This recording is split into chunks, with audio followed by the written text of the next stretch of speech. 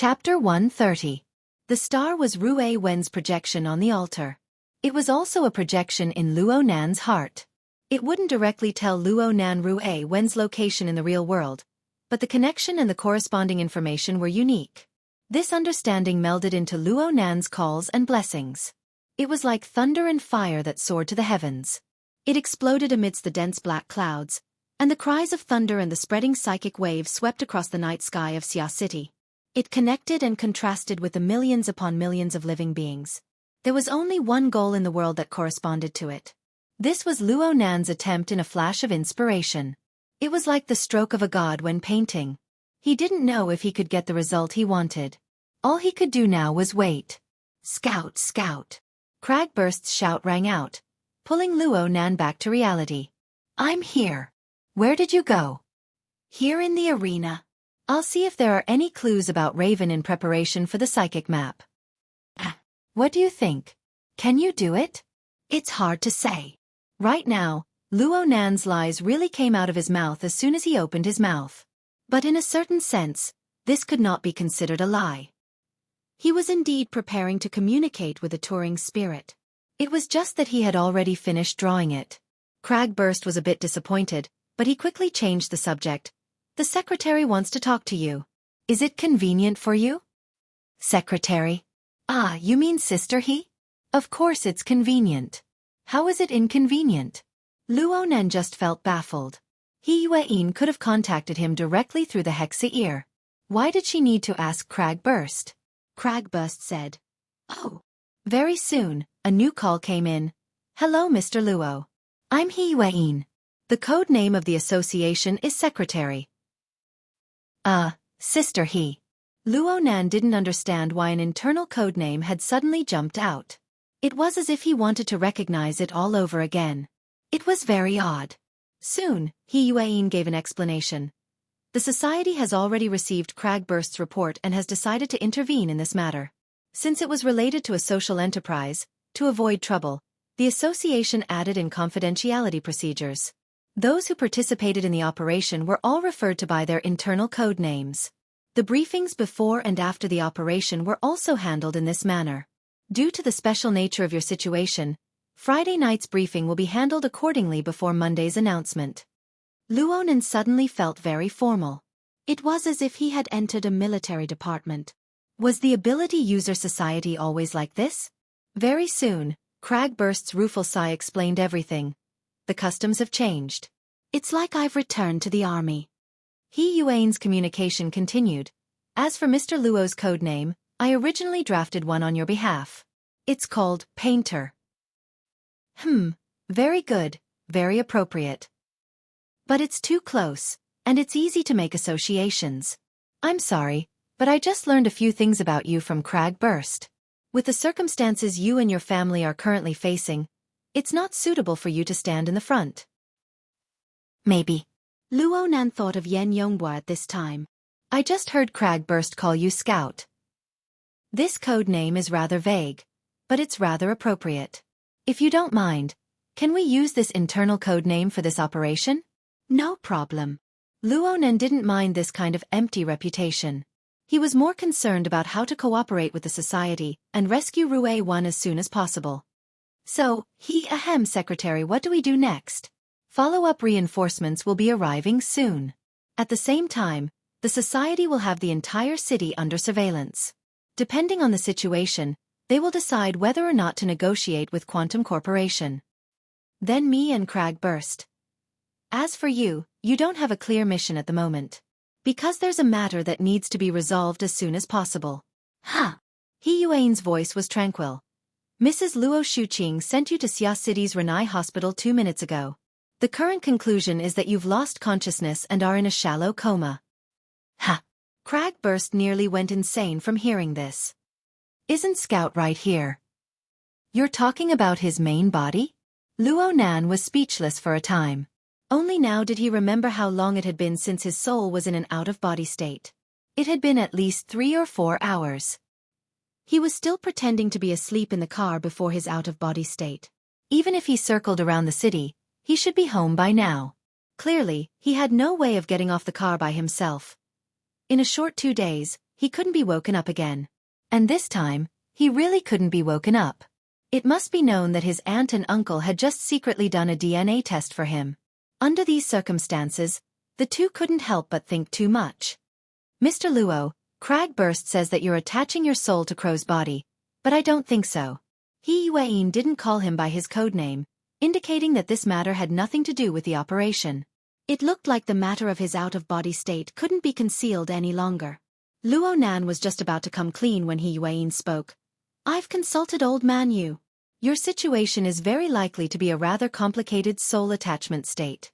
In other words, the vast majority of your consciousness, or perhaps it should be said that your soul has been projected through your ability to come to Crow's body. This is an extremely troublesome situation. It will cause continuous wear and tear to both you and the target of your soul attachment. If the separation isn't done in time, the consequences will be extremely serious. I've already informed Cragburst that you shouldn't go anywhere right now. Mr. Bai of the Society is rushing over right now. He's proficient in the dream-inducing technique and has deep attainments in the study of the soul. Let him diagnose you. As for the matter of the hospital, I'll take care of it. Hold on.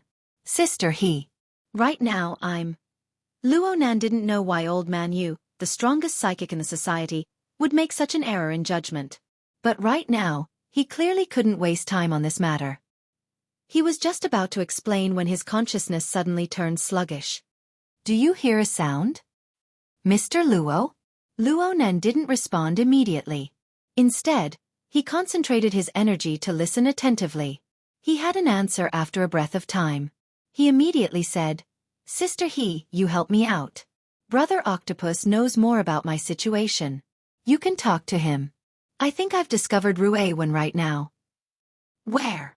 Cragburst and He Yuan asked at the same time. Wait for me to confirm. Luo Nan's voice had yet to fall when a marvelous feeling came back from far away. It was like a rock falling in free fall. Under the marvelous effect of gravity, Luo Nan's mind was completely drawn over. Boom!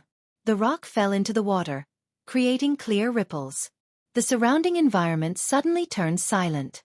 Only Luo Nan, this little rock, sank all the way down. His consciousness rubbed against the body of water. The subtle sound soon turned muddy within the weak background noise.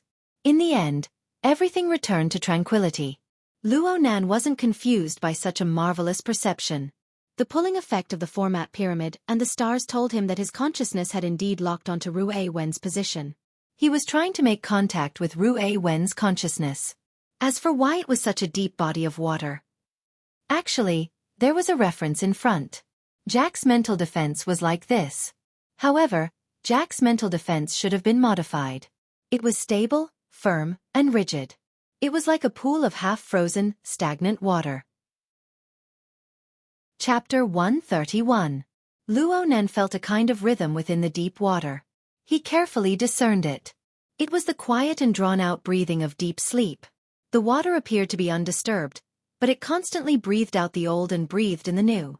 It had its own rhythm. Ruewen's body and consciousness were all highly unified within this rhythm. Of course, this wasn't a monotonous fluctuation of strength and weakness. Instead, it was the joint effect of breathing, blood flow, internal organ movements, and other components. It was like a harmonious rhythm played by a symphony orchestra. Even the soul was fused within. It was nearly perfect.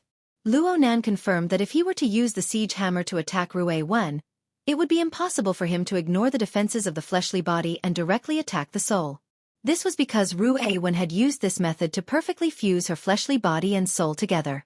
The inside and the outside were harmonious, becoming one. An attack on the pure mental plane would be dispersed to the greatest degree. This was the situation that Jack had displayed back then. Sure enough, comparison was a good way to see through the root of things. Luo Nan's siege hammer was ineffective when he fought Jack back then. He couldn't understand the theory behind it, so he could only attribute it to the altered human. Now his train of thought was much clearer. Of course, Jack was able to accomplish this because of the altered human factor.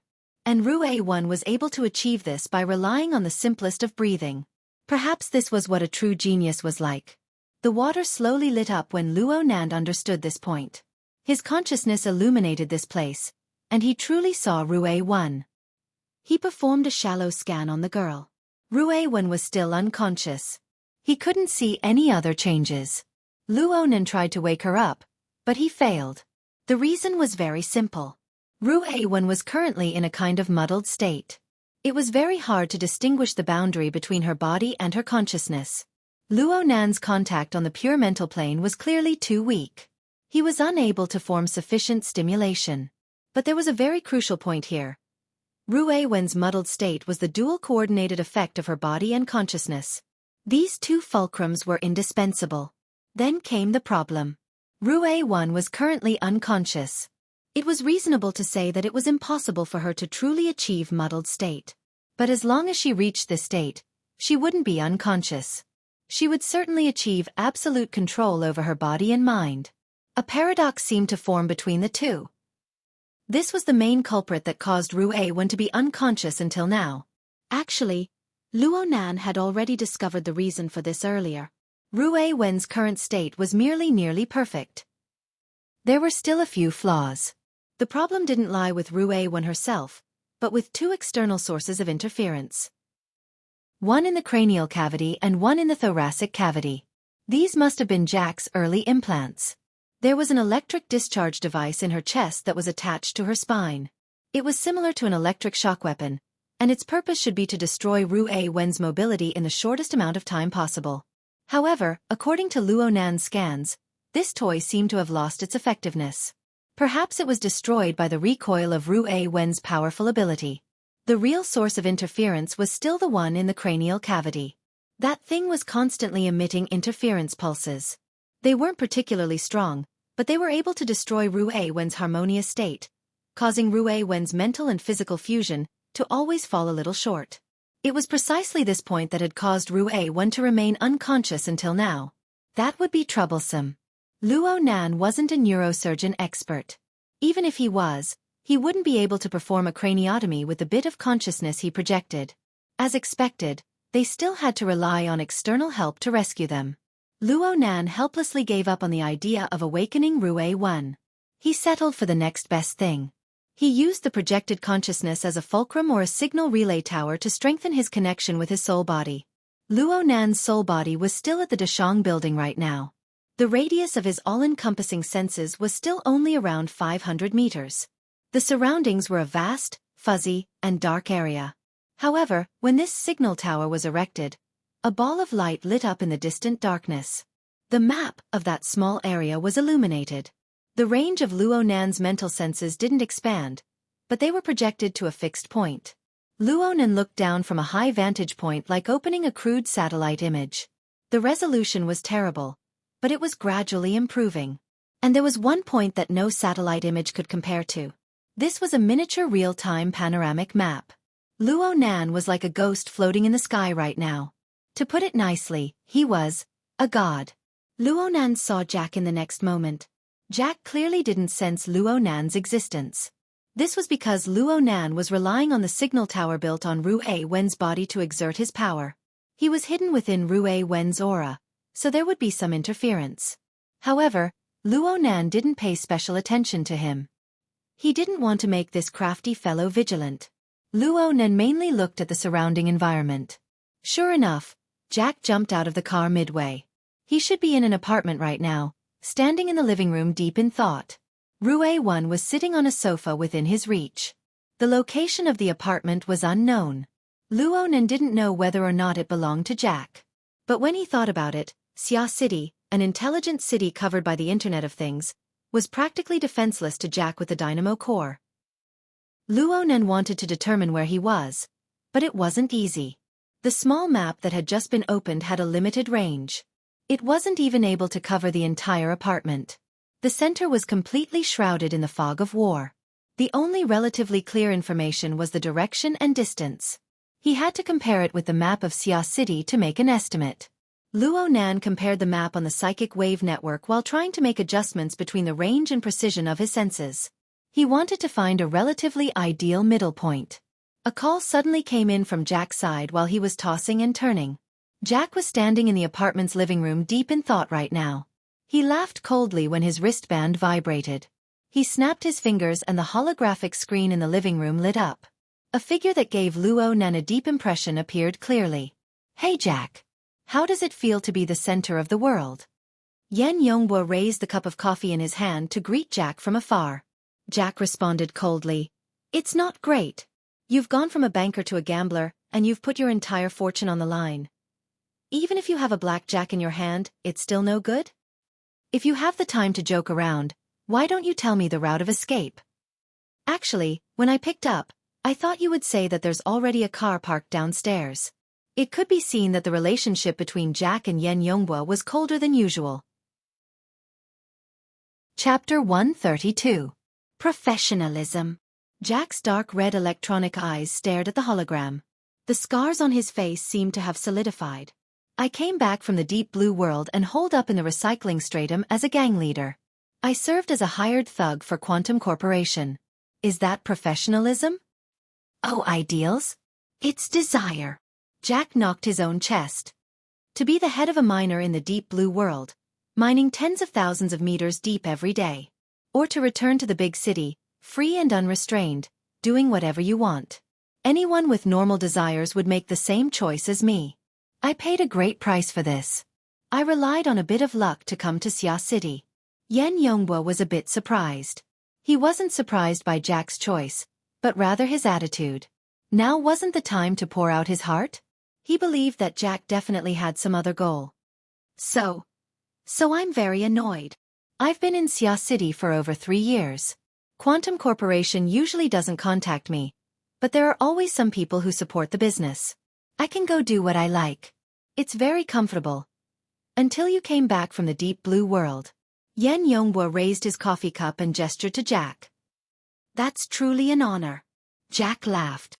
"You came to excavate the Stargate, right? Hehe. If the second deep blue world succeeds, it will be a great achievement. But it has nothing to do with me. I've seen it for a long time. The Apocalypse Laboratories androids will never have a chance to shine. Anything that can be mass-produced is a consumable for those people. There are no exceptions." The expression on Yan Yonghua's face froze for a moment. Jack grinned at him and spread his hands. "Since it's a consumable, professionalism and whatnot is too laughable. You say that my mission is of the highest priority, but you probably don't understand. I've dealt with over 20 test subjects over the past 3 years. Every single one of them has been confirmed as a defective product by the laboratory. Do you understand what this means?" Yan Yonghua didn't say anything. He drank his coffee. The raised cup perfectly concealed the changes in his expression. Jack didn't care. He didn't expect Yan Yonghua to respond in the first place. He had a stomach full of things he wanted to say. This means that this combat arena built on the recycling layer was originally a garbage recycling station. These test subjects shouldn't have any damned awakening. The value of their existence was to provide basic data that might never be used, and then naturally be destroyed. So the test subjects are trash, and I'm the janitor of the garbage factory. At most, I can use their remaining value to have some fun. No one in the lab has ever paid attention to this place. Do you understand? Never. Regardless of whether the data I uploaded to the cloud is real or fake, the lab won't investigate it because they won't check it at all. I can dispose of any of my subjects whenever I please. In fact, I do it all the time. Yan Yonghua paused the cup of coffee by his mouth for a moment before putting it down. He faked a sigh and said, "I think the laboratory will have a headache over the awakening of a defective product, especially Professor Li Wei. Perhaps this represents a major change in the direction of his research. And Jack, you're quite different from my impression of you. What did you think I'd do? Rejoice over returning to the deep blue world?" Jack's bionic eyes seemed to ignite with fire. He used his finger to forcefully poke his head. The moment Rue Wen's ability awakened, the priority of the processing chips mission was triggered. Do you know how I felt? The second half of my life that I'd planned for myself suddenly collapsed because of this accident of hers. Of course, I'll remember that among the elements that caused the accident, you had a part to play in it. You were the one who lured those 2 people over. 2 people. Yan Yonghua captured the key information, but he absolutely wouldn't take the blame for such a thing. Wait a minute, Jack. Do you remember? I told you to take care of the fellow in the off-road vehicle before receiving your reward. But what did you do? You paid in advance. And then? When I was providing fire support for you, that big guy was still alive and kicking. You definitely don't know how shocked I was at that time. What he was implying was that if you had taken care of your opponent earlier, the current situation wouldn't have happened. As for the so-called credit, to hell with it. After all, strictly speaking, if Rue Wen's awakening tonight was considered inevitable, then Yan Yonghua and Jack, who had caused new problems, wouldn't be able to escape blame. In reality, the laboratory would definitely investigate this matter if the matter was blown out of proportion. If it wasn't properly resolved, then Yan Yonghua would have to face an extremely embarrassing situation when the time came. He still wanted to talk to Jack at such a tense moment, which meant that he wanted to tie up loose ends. However, Jack had already deviated from this topic. Jack still displayed an extremely shocking frankness. Yes, I admit it. I paid the price for a moment of stupidity. Oh, you can record this sentence as proof. In any case, I've already said too much. Do I need to repeat myself? No, thank you. Yan Yonghua admitted that he already couldn't understand Jack. This fellow had turned into a madman with self-destructive tendencies just because he wanted to return to the deep blue world. This was a troublesome situation that he hadn't anticipated. No, wait. An emotional altered human? Where were the preset emotional templates? Yan Yonghua was well aware of the principles of altered humans. Overly deep modifications had already destroyed their thought, feelings, and the ability to coordinate their actions. It was like a bad band. Not only would it not be able to play a pleasing melody, it would instead become a noisy disaster. In order to overcome this problem, people had used a disc that had already been recorded to replace the role of the band. The melody in the disc might be pleasant to listen to, but it was also mechanical and rigid. There wouldn't be any impromptu colorful variations. From the very beginning, the altered human's emotional pattern had been clearly defined. Therefore, altered humans could become emotional, but it had to be a recorded emotion. It had to be an emotional rhythm that was played after the preset conditions were met. Yan Yonghua found it hard to imagine how stupid a production line would have to be to install self-destructive tendencies into it. Or could it be that this bro had been infected with a virus? Jack, are you all right? Of course. I've never felt this way before. From what Yan Yonghua could see at this very moment, the glow in Jack's electronic eyes was clearly radiating a crazy flame. You should understand my position now. In order to leave the deep blue world, I can do anything. No matter how stupid or crazy, it's no problem. So. Chapter 133. Yan Yonghua raised his eyebrows and leaned back in his chair. It seems like in your eyes, I'm just a son inheriting my father's shadow, a second-generation rich kid with nothing to do. Jack shrugged. I'm just saying that you're much more comfortable than your old man. It's been over 3 years. Is Professor Yen Hong still in such a sorry state when faced with competition? Yan Yonghua didn't mind Jack's mockery at all. Instead, he laughed softly. No, he's even worse off. He's even starting to be marginalized. There's nothing he can do about it. His research ability is at that level. No matter how much data he obtains, it'll just make him toss and turn for 2 more days. It'll only get worse after that. Besides. After a slight pause, Yan Yonghua tapped his temple. I can't imagine how to make a deal with a dead man. Jack stared at the hologram for a long time before laughing hoarsely. I thought a sniper would blow my head off just now. How is that possible? I originally contacted you with the mentality of making friends. But Jack, your thoughts put me in a difficult position. You're suddenly telling me that you don't want to return to the deep blue world? If it wasn't for you, perhaps I would have already boarded the transfer plane? Assistant Yen, you're the source of my inspiration. Oh ha! Yan Yonghua was amused by Jack's counterattack. He confirmed once again that this bastard Jack was indeed mentally unstable. His hint was very clear, all right? Jack. I came to communicate with you with good intentions. Are you sure there's nothing wrong with your brain nucleus? Yan Yonghua straightforwardly made things clear. His meaning was very simple. Whether it was the Apocalypse Laboratory or Quantum Corporation, a cyborg like Jack had to be treated as a consumable while guaranteeing loyalty. They could only use some technical methods. Like the brain nucleus implanted in Jack's brain. Apart from providing all sorts of advanced thought patterns, it also had monitoring and recording functions. If it was confirmed that Jack had rebelled, The laboratory had specialized equipment to destroy the function of the brain nucleus.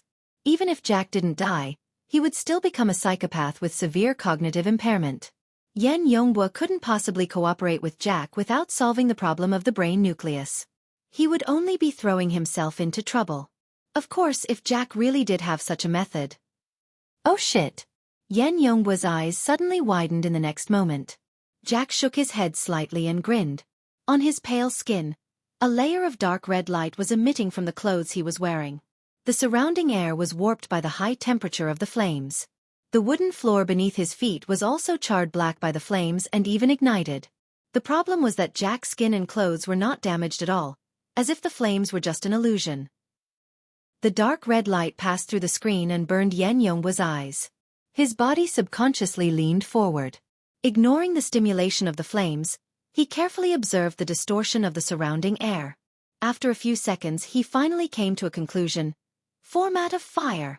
As you can see, Jack's body was still emitting flames. He squinted his eyes slightly. Although he was wrapped in flames, he was enjoying it immensely. Yan Yonghua was stunned for a long time before saying, "The modification you received, is it third-generation burner technology?" "No, that's not right. I've seen your information. Your artificial organ ratio has reached 55%, far exceeding the upper limit of the archetype format's 14%. Jack extended his thumb and forefinger, making a stretching motion. Dynamo movement technology. Are you trying to make me laugh?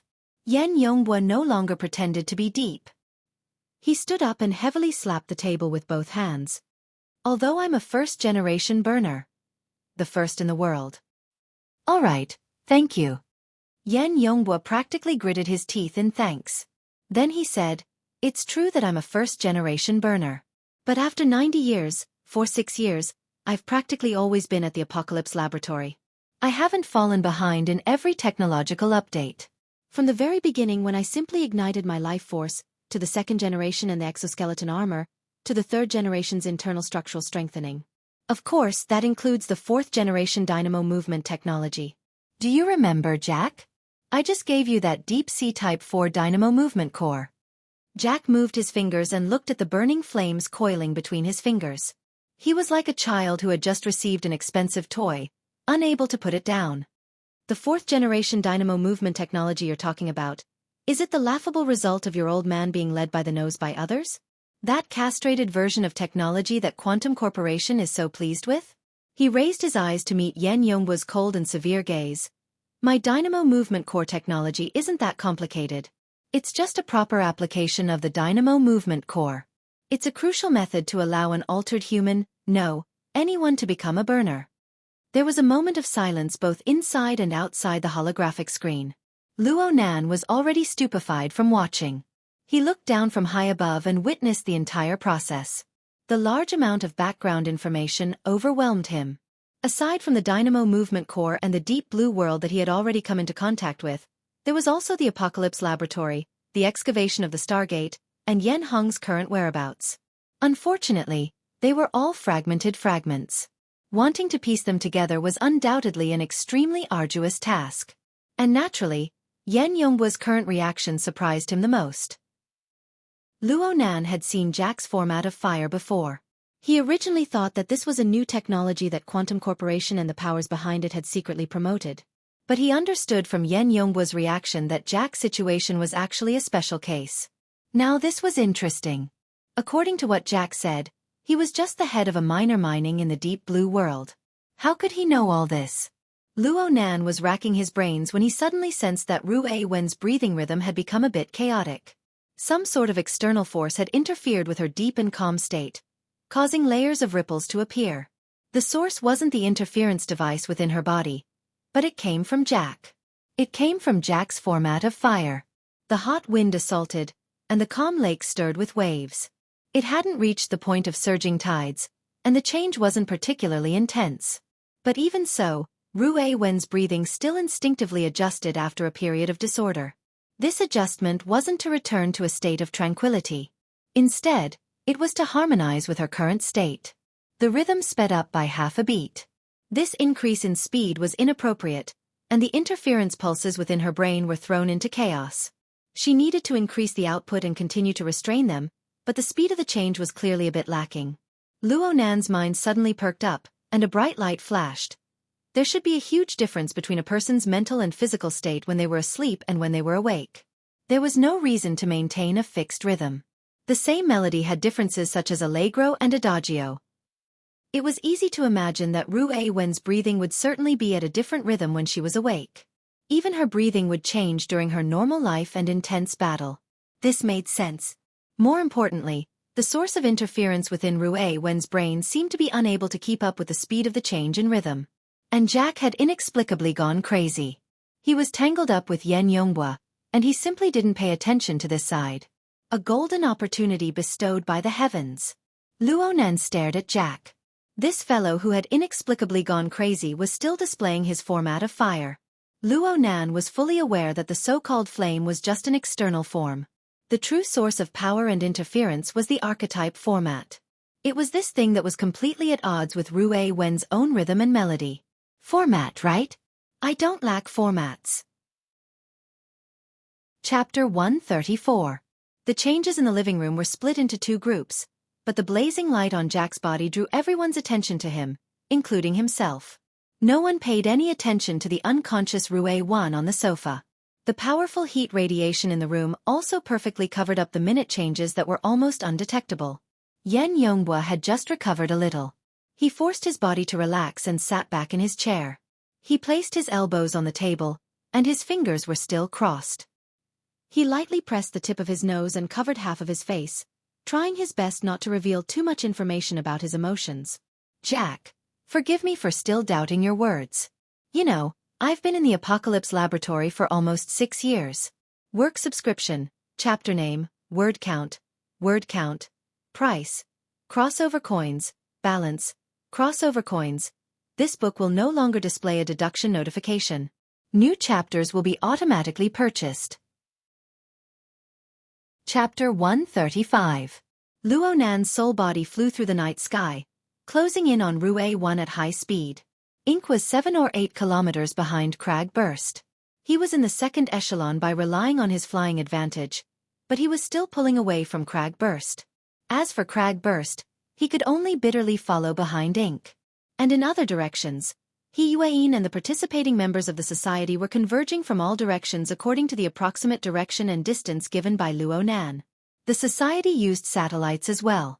They constantly narrowed down the search area and marked out suspicious locations. Countless messages were transmitted through the hexa ear, but not a single trace was left behind in Luo Nan's mind. Luo Nan's mind was already completely focused on Ru 1. In the body of water, where his body and soul blended together, he set up his own format. That bit of soul energy that he poured in transformed into a tall tower that protruded from the water's surface. There were also dark chains that resembled giant pythons that swam inside and outside the pyramid, creating waves in the water's surface. Luo Nan wanted to affect and disrupt Ru Wen's rhythm, forcing her to change her tune and break away from the influence of the pulse in her brain. However, he did not expect that he would be the first to be affected. The rhythm of Ru Wen's breathing was like a clear and flawless body of water that could reflect all things. Here, Luo Nan could not help but feel that the format pyramid was excessively rigid. The heavily chained crow was excessively messy. This was a purely awkward feeling, but it forced him to make adjustments. Otherwise, even the erected format would feel crooked. This matter was not particularly difficult to accomplish, because Ru 1 was there as a standard and reference. Luo Nan made the stability of the tall tower and the vibrations of the chains tightly interweave. One was moving, one was still, yet they were coordinated and symbiotic. After several hundred adjustments, Luo Nan found an extremely stable and comfortable state. It was also an opportunity for Luo Nan to converge and harmonize his soul strength. Finally, a wondrous ripple formed in his soul dimension. It was extremely dense, to the point that it seemed to be moving, yet not moving, seemingly still yet not still. Without even thinking, it spread out in all directions.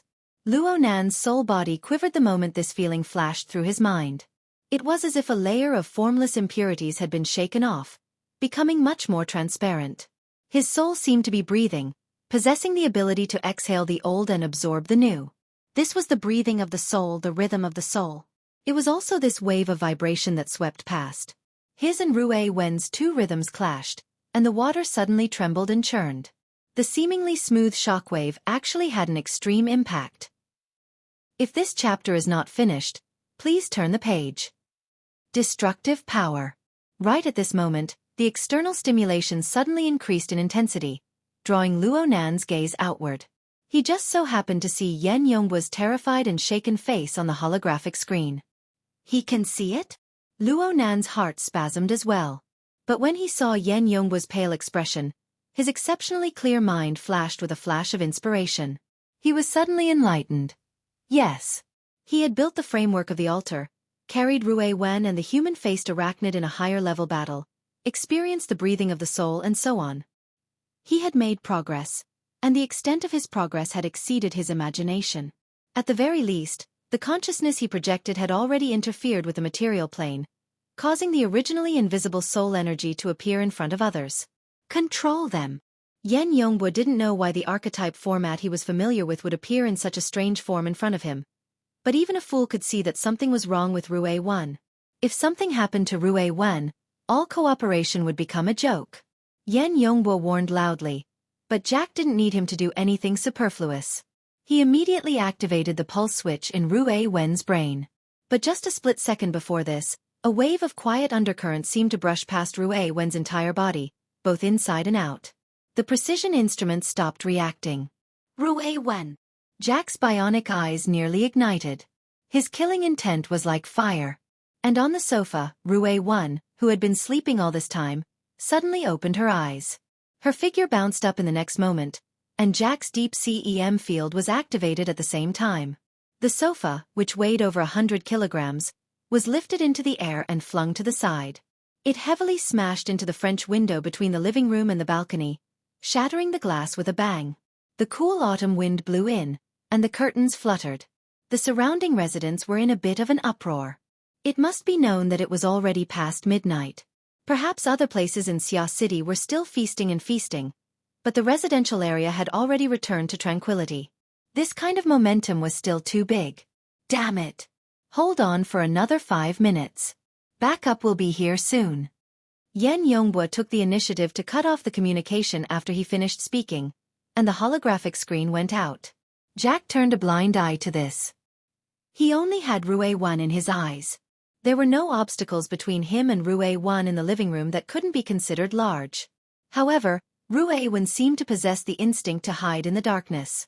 She landed noiselessly in the thickest shadows in the corner of the wall. She didn't open her mouth. She didn't make a sound. She only spoke. Please turn the page. It was a cold stare.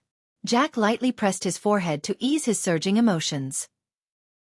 Rue Wen, you plunderer who always destroys other people's dreams. Before his voice fell, Rue Wen's figure suddenly warped in the shadows in the corner of the wall. She launched a charge at Jack with absolute speed. But what was even faster than her charge was a cold and desolate edge that suddenly shone in the nothingness. Jack's deep CEM field had been present all this time, sweeping up practically all the furniture in the living room. But at this moment, Jack still let out a muffled groan. His body fell back, and he crashed into the entrance door. There was no light there, but dark red flames rose explosively in the next moment. The fiery light illuminated his face. Jack's ugly face was already covered densely with scars. Half of it was rapidly withering and drying up. There was a clear scar on his cheekbone that was still in the process of tearing. Half of his ash-gray bones had already collapsed. What came out from within wasn't blood, but flames. It hit. Even though Jack had already used the dual interference of the deep CEM field and the format of fire, he still wasn't able to block Rue Wen's edge. In fact, if it weren't for the interference, this strike would have directly pierced through his brain, a fatal strike. Luo Nan observed from above, seeing even more clearly. Rue Wen's ability was somewhat similar to Zhang Yingying's white rainbow. It was just that white rainbow was like a rivulet of clouds that coiled around a mountain. Its form was relatively fixed, and its edge was contained within. As for Rue Wen's edge, it was hidden within her own aura. It suddenly erupted, coming without a shadow and leaving without a trace. The sharpness was secondary. What it truly exuded was the flavor of deathly stillness and ice. Luo Nan actually didn't see the trajectory of this strike. Half of Jack's face was already finished. Rue Wen. Rue Wen. Jack's voice became indistinct. His body actually retreated even further. The home AI, which hadn't responded no matter how he tossed and turned, was as obedient as a dog. It immediately opened the door. By the time the door opened a crack, Jack had already crashed out. Rue Wen didn't make a sound. She chased after him, but the alloy security door rumbled shut at this time. It was locked, so it wouldn't be easy to open it in a short amount of time. 2 muffled bangs rang out at this time. 2 cylinders the size of cups were thrown in from the balcony at practically the same time. They passed through the shattered floor-to-ceiling window, and they passed through the living room with extreme precision. They were thrown towards the entrance door. Only 30 seconds had passed since Yan Yongbua cut off the communication. Chapter 136. Grenade. Luo Nan's soul illuminated, and he could see clearly that the 2 cup-shaped toys were clearly military-style grenades. He thought back to the defensive grenade that had put Crag Burst in such a sorry state back then. He thought back to the might of the grenade in this sealed environment. He was stupefied for a time. He could only instinctively warn Rue Wen. His mind was blank as to what to do next. In the next instant, he saw Rue Wen swiftly turn around, her feet speeding up as she rushed towards the falling grenade. Was he going to fight back like in the movies? Luo Nan's thoughts had yet to completely turn when he used his all-encompassing view to watch helplessly as the explosive power of the 2 grenades took effect. The outer shell warped, cracked, disintegrated, and finally exploded in midair. The details of the entire process were under his clairvoyance. It was so detailed that it seemed as if it was being played in slow motion. But the problem was that the explosion had occurred in the instant that Rue Wen had sped up and leaped up. It had happened in less than the blink of an eye. There was no flying shrapnel, but there was a powerful flash and a loud roar, as well as a continuous flicker of electricity. A stun grenade and a pulse grenade. The power of the 2 tactical grenades stacked together was enough to knock down a ferocious tiger.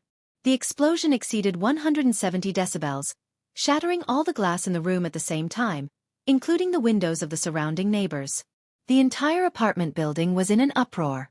In the instant the 2 tactical grenades exploded, Rue Wen had already completed her movements.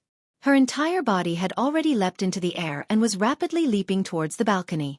However, as the explosion rumbled, it was as if Rue Wen had been struck in the head by a hammer. Her body that was brimming with tension suddenly lost its balance. The distance between the entrance hall and the balcony was a distance of 7 meters. She should have been able to cover it with a single leap, but now she was falling halfway. Rue Wen's performance was extremely tenacious and persistent. Her shoulder touched the ground, and she did another roll, leaping forward. She was still heading in the direction of the balcony. There was a slight deviation, but it wasn't too far off. She couldn't be blamed for doing this.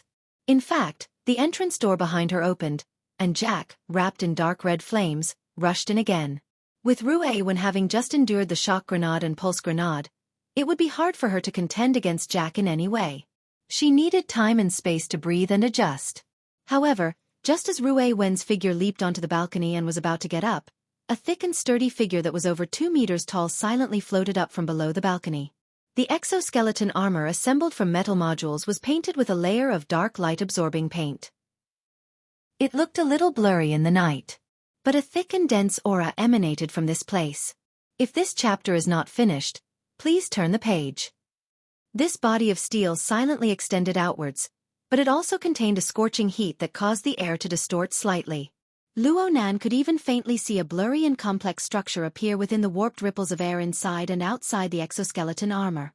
The structure gradually became clear and discernible. Format structure. Deep Blue Walker. Luo Nan's mind went completely cold. Yan Yongbua. This fellow obviously wasn't Yan Yongbua, but that fellow had released a fatal smoke bomb. He had said that reinforcements would arrive in 5 minutes, but from the moment the communication had been severed to the moment the Deep Blue Walkers had appeared, not even 40 seconds had passed. Moreover, the Deep Blue Walker and Jack had formed a pincer attack. It was obvious that this was a pre-discussed tactic. Right now, Rue Wen was being attacked from both front and back.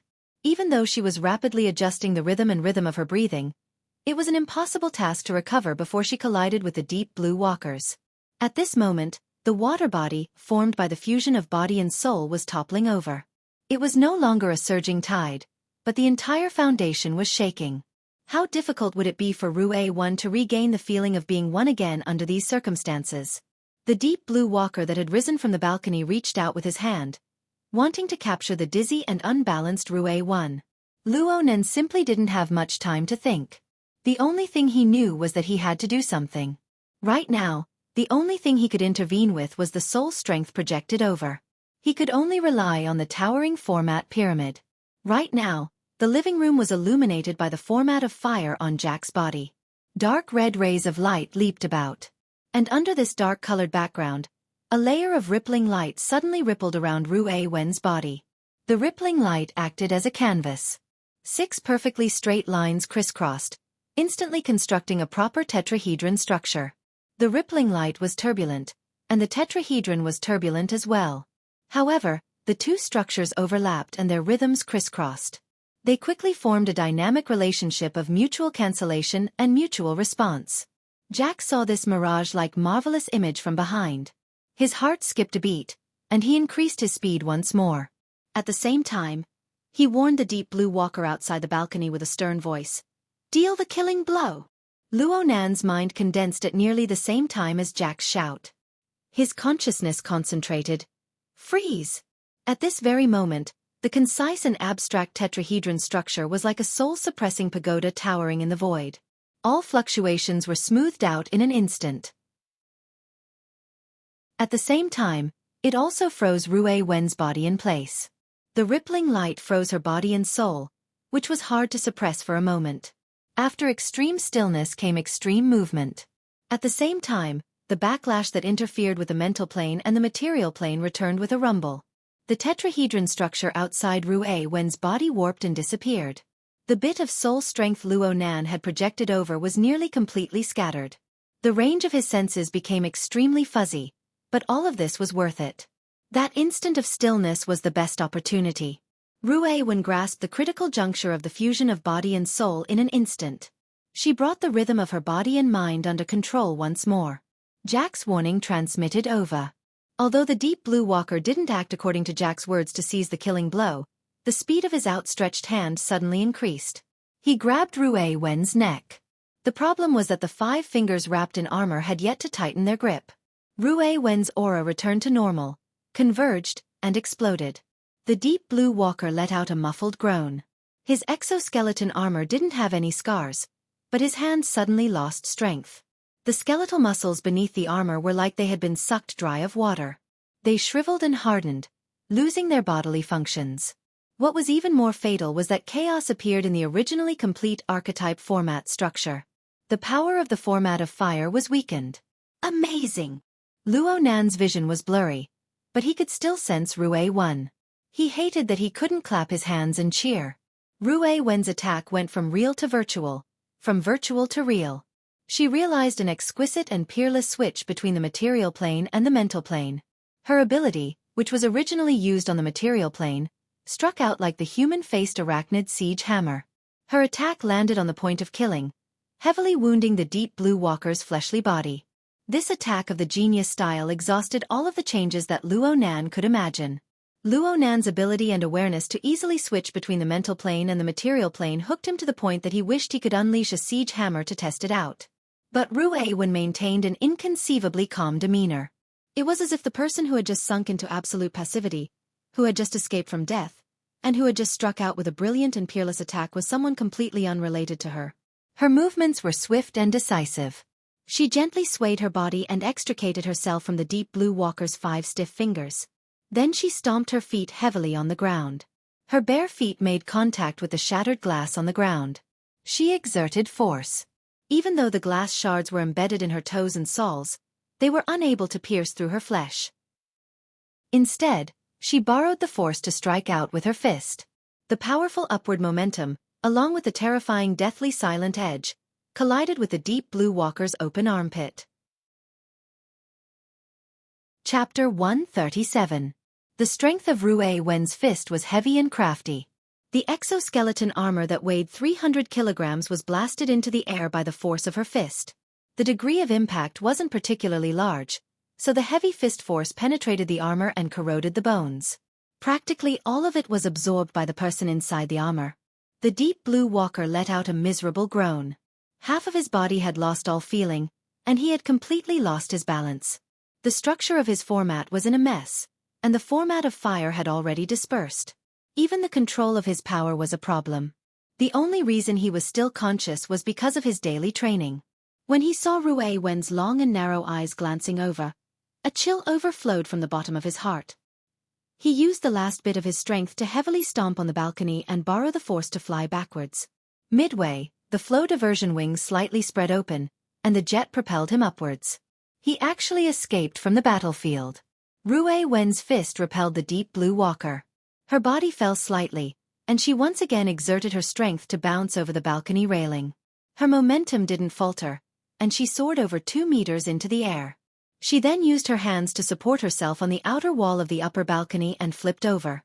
Just a hair later, dark red flame sprayed out from the lower balcony. It was Jack's format of fire that had swept out, directly collapsing half of the balcony. The deep blue walker from Quantum Corporation was still worried that Rue 1 was a test subject that he wanted to bring back to the deep blue world, so he used tactical weapons. He hadn't gone for the kill during the fight, and had focused on control. But Jack was completely different. He didn't care one bit. He rushed to the edge of the balcony after his attack missed. He stuck his head out and looked up, but he didn't see anyone. The deep blue walker, who was using the flow diversion wings to soar into the air, had the perfect angle. He sent a warning through the already connected communication channel. Below. Jack's body shook. Whether it was the electronic eye that was integrated with many kinds of detection technology or other sensing instruments, none of them could detect Rue Wen's figure. But Rue Wen was indeed below. She was a living person, but she was like an incorporeal specter. After flipping over to the upper balcony, she immediately shifted to the side, borrowing the shadow of the balcony's side to noiselessly flip back over. She used the balcony railing as a cover, and a fist smashed onto the railing the instant Jack received the warning. The deathly silent edge penetrated, and it was that unpredictable transformation of illusion and reality.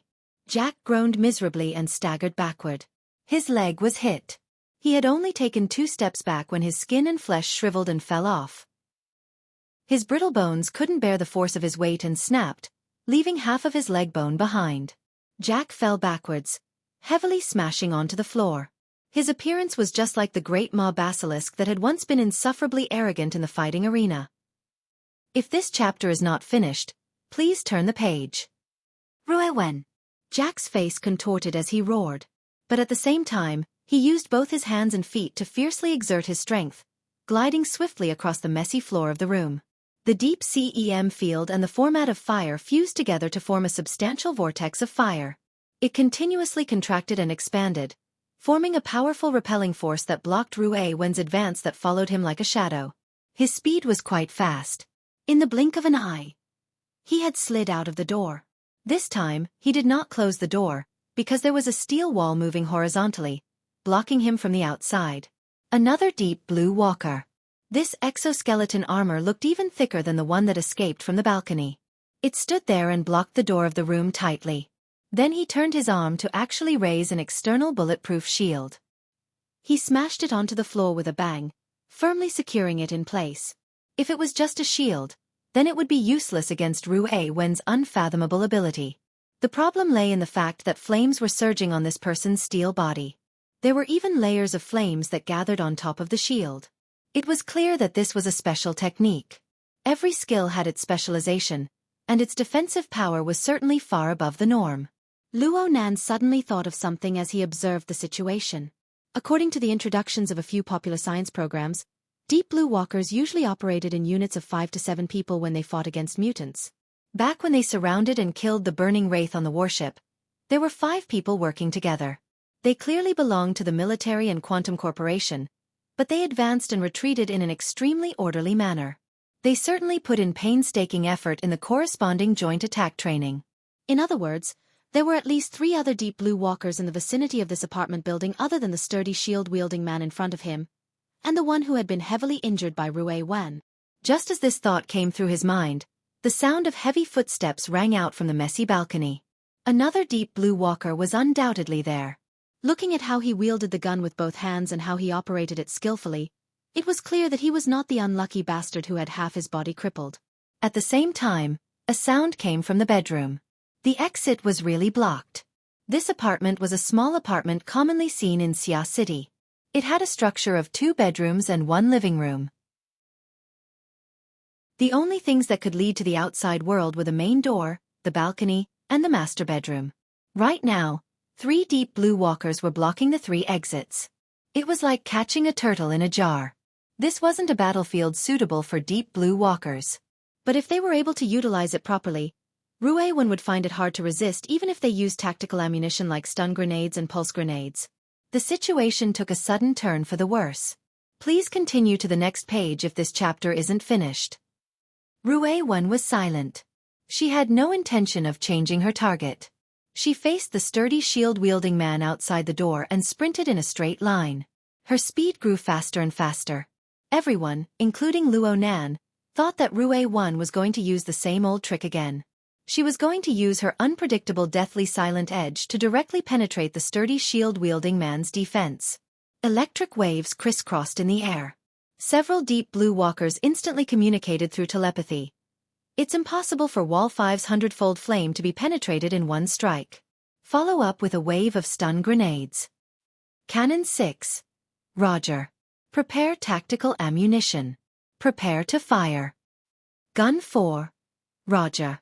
Prepare to charge. Roger. A tactical grenade was tossed out from the bedroom after an instant of synchronizing. Ruewen was charging too fast. The grenade's delay wasn't that coincidental.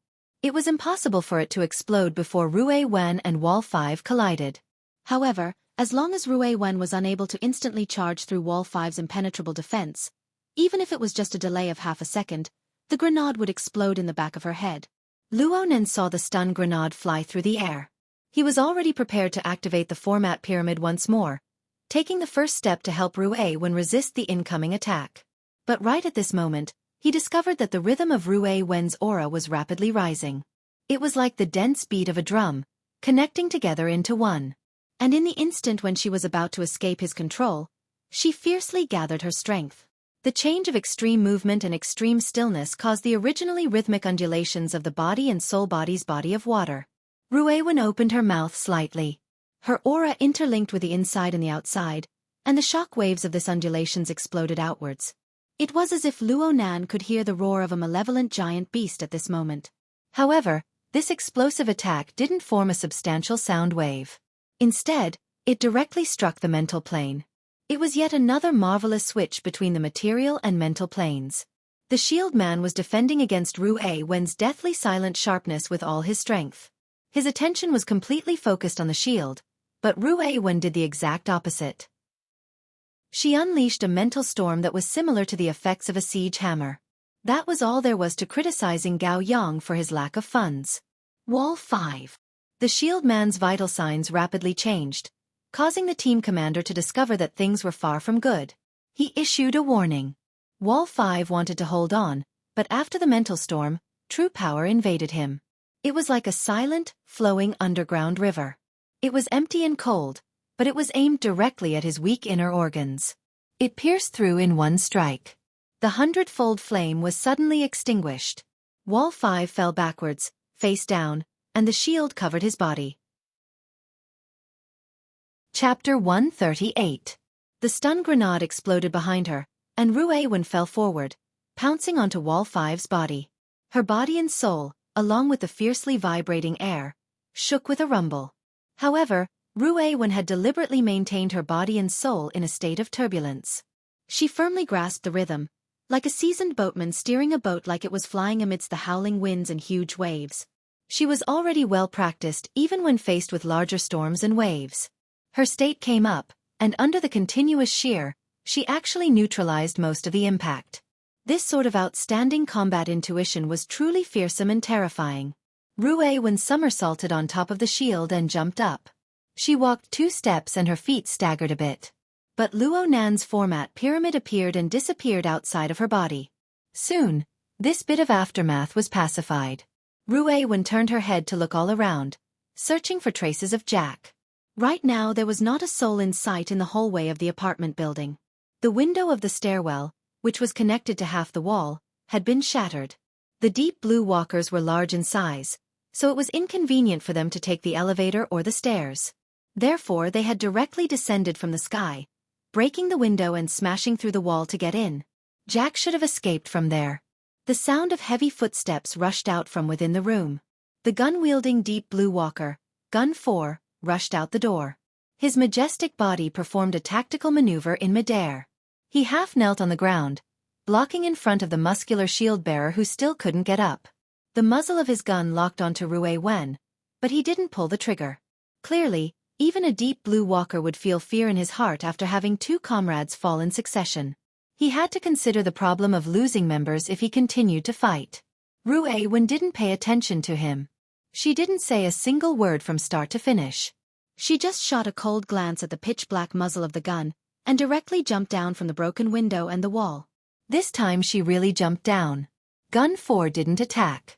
Cannon 6 walked to the door from inside and looked at the remains of the stun grenade that had exploded. His mouth mumbled something that was unknown. The three Deep Blue Walkers, one standing, one kneeling, and one lying down, tightly blocked the narrow stairwell and the entrance area. This sort of tactless behavior made their team leader, Brain 1, very angry. Are you guys looking forward to the team being wiped out? In any case, there's about a third of it. Cough the helmet. The one who responded was Wall 5. After saying this, his aura continued to weaken. Gun 4 hurriedly turned around and helped him take off his helmet so that he wouldn't choke to death from the blood he spat out. Gun 4 and Cannon 6 saw Wall 5's appearance. If this chapter is not finished, please turn the page. They looked at each other and asked, "How is Fist 2? His left arm is broken, and he has lost part of his heart function. Prepare to be sent to the hospital. Wall 5 is just nice to get into a car." That's good. The problem was, other than the careless Wall 5, no one could laugh at Brain 1's clumsy joke. Only a little more than a minute had passed since the start of the attack until now. Rui Wen had gone back and forth between the porch and the balcony. She had taken down two Deep Blue Walkers and cut off the calf of the burner Jack. Finally, she had calmly retreated. Even if they were somewhat restrained in order to achieve their goal of capturing him alive, what was with this feeling that they would collapse at the slightest touch?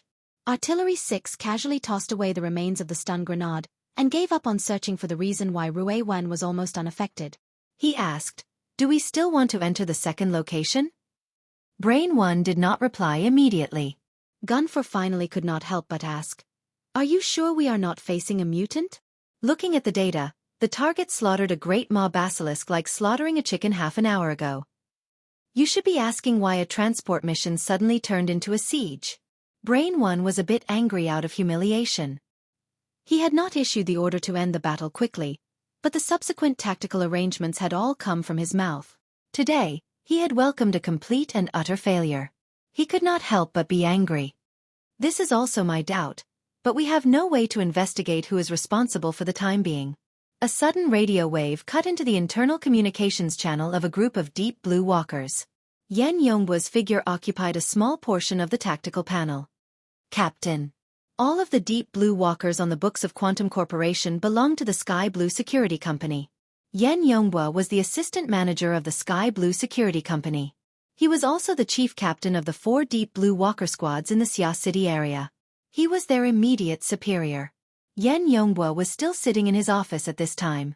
His 10 fingers were crossed, covering half of his face. It was impossible to tell whether he was happy or angry.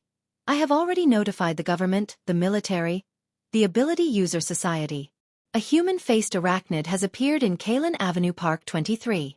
A squad of Deep Blue Walkers from my company discovered that a human-faced arachnid was harming the citizens while they were being transported. They took action to stop it. Since the human-faced arachnid is already half complete, it has stimulated the potential of an unknown person and caused his ability to awaken. According to the relevant provisions of the memorandum, we will temporarily use lethal weapons and apply for a report. Emergency authorization. This chapter is not finished. Please turn the page. As the squad commander, Brain 1 instantly understood Yan Yonghua's thoughts. He was quite surprised. The Deep Blue Walkers of Quantum Corporation were not allowed to be equipped with lethal weapons before the government and the military authorized them. Some powerful equipment exclusive to the Deep Blue Walkers could only stay in the warehouse and on the transport vehicles. Their squad was originally tasked with a transport mission. They needed to pass through the wilderness, so they were equipped with a considerable amount of lethal weapons. They were all installed on the transport vehicles. They originally thought that they would be equipped and used after arriving in the wilderness to ensure their safety. But according to Yan Yongbo's intentions, they would use them now. Yan Yongbo was now under enormous pressure. One mishap and the emergency authorization wasn't approved. Under the pressure of the government and the military, his position in the company would probably be pushed to the bottom. Of course Yan Yongbo knew the consequences, but if Rue Wen were to escape from under his eyes, the consequences wouldn't be much different from his own. He continued to speak, "Your mission is very important. You need to do your utmost to protect the innocent citizens while eliminating the human-faced arachnid. What about the controlled personnel? Do your utmost to protect them, but you still need to prioritize your own safety. Use the terrain appropriately and choose long-range weapons." Understood. Brain 1 understood tacitly. He ended his conversation with Yan Yongbo and turned to issue orders to his subordinates. Carry out the orders. There just so happens to be a charged particle cannon in the car. I think this apartment building is pretty good. Set it up there and aim it at Park 23. Speed. Or are you saying that you want to send Snake 7, who is already in position, into the enemy's mouth? Luo Nan's line of sight followed Rue Wen the entire time. He followed her as she leapt down. Right now, the severely restricted range of his senses allowed him to sweep a rough outline of the external characteristics of the apartment building. And his luck wasn't bad. He was able to see the relevant signs with a fleeting glance. This information was immediately transmitted back to the location of his soul body. But when his mind was distracted, Luo Nan suddenly discovered that the distance between his soul body and the location of the incident was already extremely close. Before this thought could end, the dusky and chaotic region of the surroundings returned to light in an instant. Luo Nan shifted his line of sight and a map of the entire region with a diameter of 1 kilometer opened up in an instant. The explosively expanded range, the complex environment, and the enormous amount of information were like a hurricane rising from the flat ground, surrounding him. Luo Nan had an unprecedented feeling of being able to see through everything at this time. The night wind blew, causing a slight chill to pass through his body. Chapter 139. If it was nothingness, then there was no such thing as transparency. Luo Nan gazed at the night sky. The cool autumn night wind passed through his current location. The airflow was like an incorporeal river, rippling with fine waves that were hard to see with the naked eye. Luo Nan had never been able to clearly feel his own progress like he did now. His soul body had intervened into the material plane and left behind traces that belonged to him in the void. He instinctively raised his hands and raised his eyes to size them up. Luo Nan rarely paid attention to the soul body itself. From his understanding, the soul was like a specter. It was transparent and fuzzy, like a simple projection. But right now he raised his hands. This was the habitual action of a normal person. He also saw 2 slender arms. They were even wrapped in his outer clothes today. They appeared translucent at first glance, but they radiated a faint halo of light from the inside to the outside. They gave off an unconventional feeling. It wasn't just his arms. Every position of his soul body was like this. This layer of halo was the product of mutual interference between the mental and material planes. It gave Luo Nan a practical and sensible reference. If he deliberately interfered with the material plane, the intensity of the halo would increase. It would manifest his work in the form of light outside. And if he deliberately distanced himself from the material plane, the halo would quickly disappear, causing his soul to return to a level that was hard to see with the naked eye. Of course, this was only the most basic of methods. A large amount of energy would be lost. There was no efficiency to speak of. A truly efficient method. One would know just by looking at Rue Wen. Right now, Rue Wen was running on the outer wall of the apartment building. This was the right word. It was extremely appropriate. The scale of this apartment building wasn't small. It was over 100 stories tall and had a total height of over 300 meters. Rue Wen walked on the outer wall of the building. She was a bit sluggish at first, using both her hands and feet. But she soon found a way to grasp her balance. She only relied on her 2 legs. She occasionally jumped in coordination. It didn't matter if there were any protruding balconies or railings to borrow strength for support. It was as if she was walking on flat ground. Luo Nan felt that she was no worse than the veteran ability users of the society. At the very least, cat eyes didn't seem to be as fast and sharp as Rue Wen's during the operation on Friday night. And below Rue Wen, about 20 floors away, was Jack's rapidly descending figure. Of course, Jack was aware of Rue Wen's pursuit. Although he had lost a leg at the moment, he was using both his hands and feet. Relying on his superhuman body condition, as well as his utilization of the deep CEM field, he was like a rapidly slithering gecko. His speed was not considered slow. The problem was, Rue Wen was even faster than him. In the span of another breath, the distance between the two sides had been pulled to less than 10 floors, 30 meters. If this chapter is not finished, please turn the page. Within. Jack turned his head and looked down. There were still 40 floors to go. He suddenly let out a howl and leaped down. It looked like a suicidal move, but it was actually aimed in the right direction. It smashed through 2 decorative glass platforms in the middle of the way, and then paused for a moment on the supporting steel structure before crashing into the ground. In the middle of the night, there were few pedestrians and vehicles near the residential area. However, amidst the roar of the engine, there was a convertible military off-road vehicle speeding over, quickly approaching. Jack jumped up and crashed into the car. Who would believe that such a coincidence wasn't planned in advance? Luo Nan saw that Jack's jump just now had smashed the buffering platform, cutting off the possibility of Rue when following the pattern. And once the off-road vehicle drove onto the high-speed magnetic rails, it would be hard for Rue Wen to catch up, even if she had peerless bravery. Luo Nan's thoughts spun and he locked onto the driver of the off-road vehicle through the air. He borrowed a bit of strength from the cultivating human-faced arachnid to launch a siege hammer attack. The driver simply fell limply to the ground in one strike. The vehicle quickly switched to autopilot, but the rapid maneuvers of the battle required the participation of the driver. The off-road vehicle went a bit out of control right now. It swung back automatically, and Rue Wen jumped down from above the apartment building. 40 floors. It might even be a bit higher. Luo Nan was directly stupefied in place. Right now it was as if Rue Wen had made an ordinary and light jump. She jumped from the building's facade into the night sky of Xia City. The dusky night merged with the neon lights of the metropolis to become a wantonly painted backdrop. Rue Wen's thin figure was the most eye-catching silhouette on the surface. All the way until the power of the jump was exhausted and gravity was about to take the dominant position at the critical juncture, there was a boom and a wave of air exploded from her body. It was as if she had shaken off some restraints. Her entire body was like a glider, sweeping across the low altitude. Her swiftness and liveliness were a perfect combination. Gravity had no choice but to take a back seat. Rue Wen couldn't completely overcome gravity, but she could control her direction. She smoothly found a place to borrow strength. She grabbed the long pole of the street lamp with a single hand and spun around the pole at a high speed that even top gymnasts would find it hard to achieve. She soared into the air once more, completely eliminating the damage that gravity could bring. She completely entered the domain of control. Rue Wen landed gracefully on the ground in the next moment.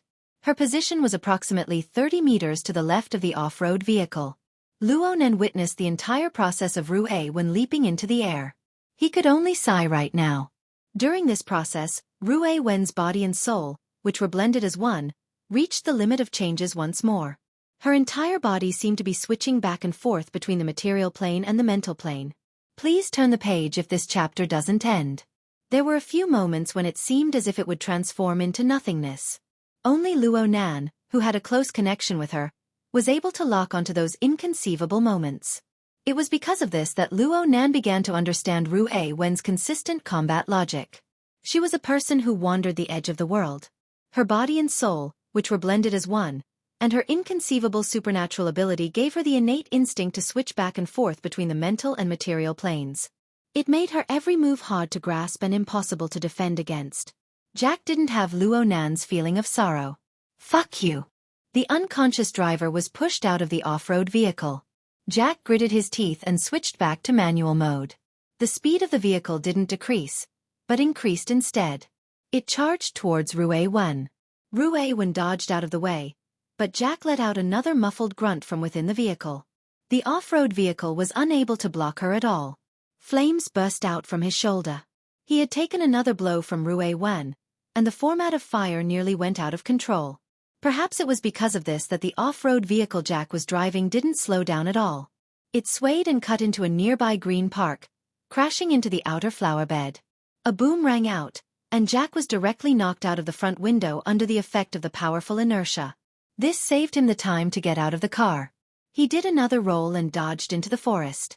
Ruiwen still didn't utter a word. She was like a phantom, sweeping past the treetops and continuing her pursuit. Jack practically didn't have a chance to catch his breath. He had lost the courage to fight Ruiwen head-on. He used both his hands and feet to make his way through the green shrubs. He used this sort of embarrassing and humiliating method to grit his teeth and wait for the contact signal that should have arrived long ago. This was the second battlefield that Yan Yongguo's underlings had confirmed to him. It was a wide area that could truly display the abilities of the Deep Blue Walkers. Once Ruiwen was lured here, the 5 to 7 Deep Blue Walkers would launch a joint attack. They could use absolute strength to suppress and capture Ruiwen.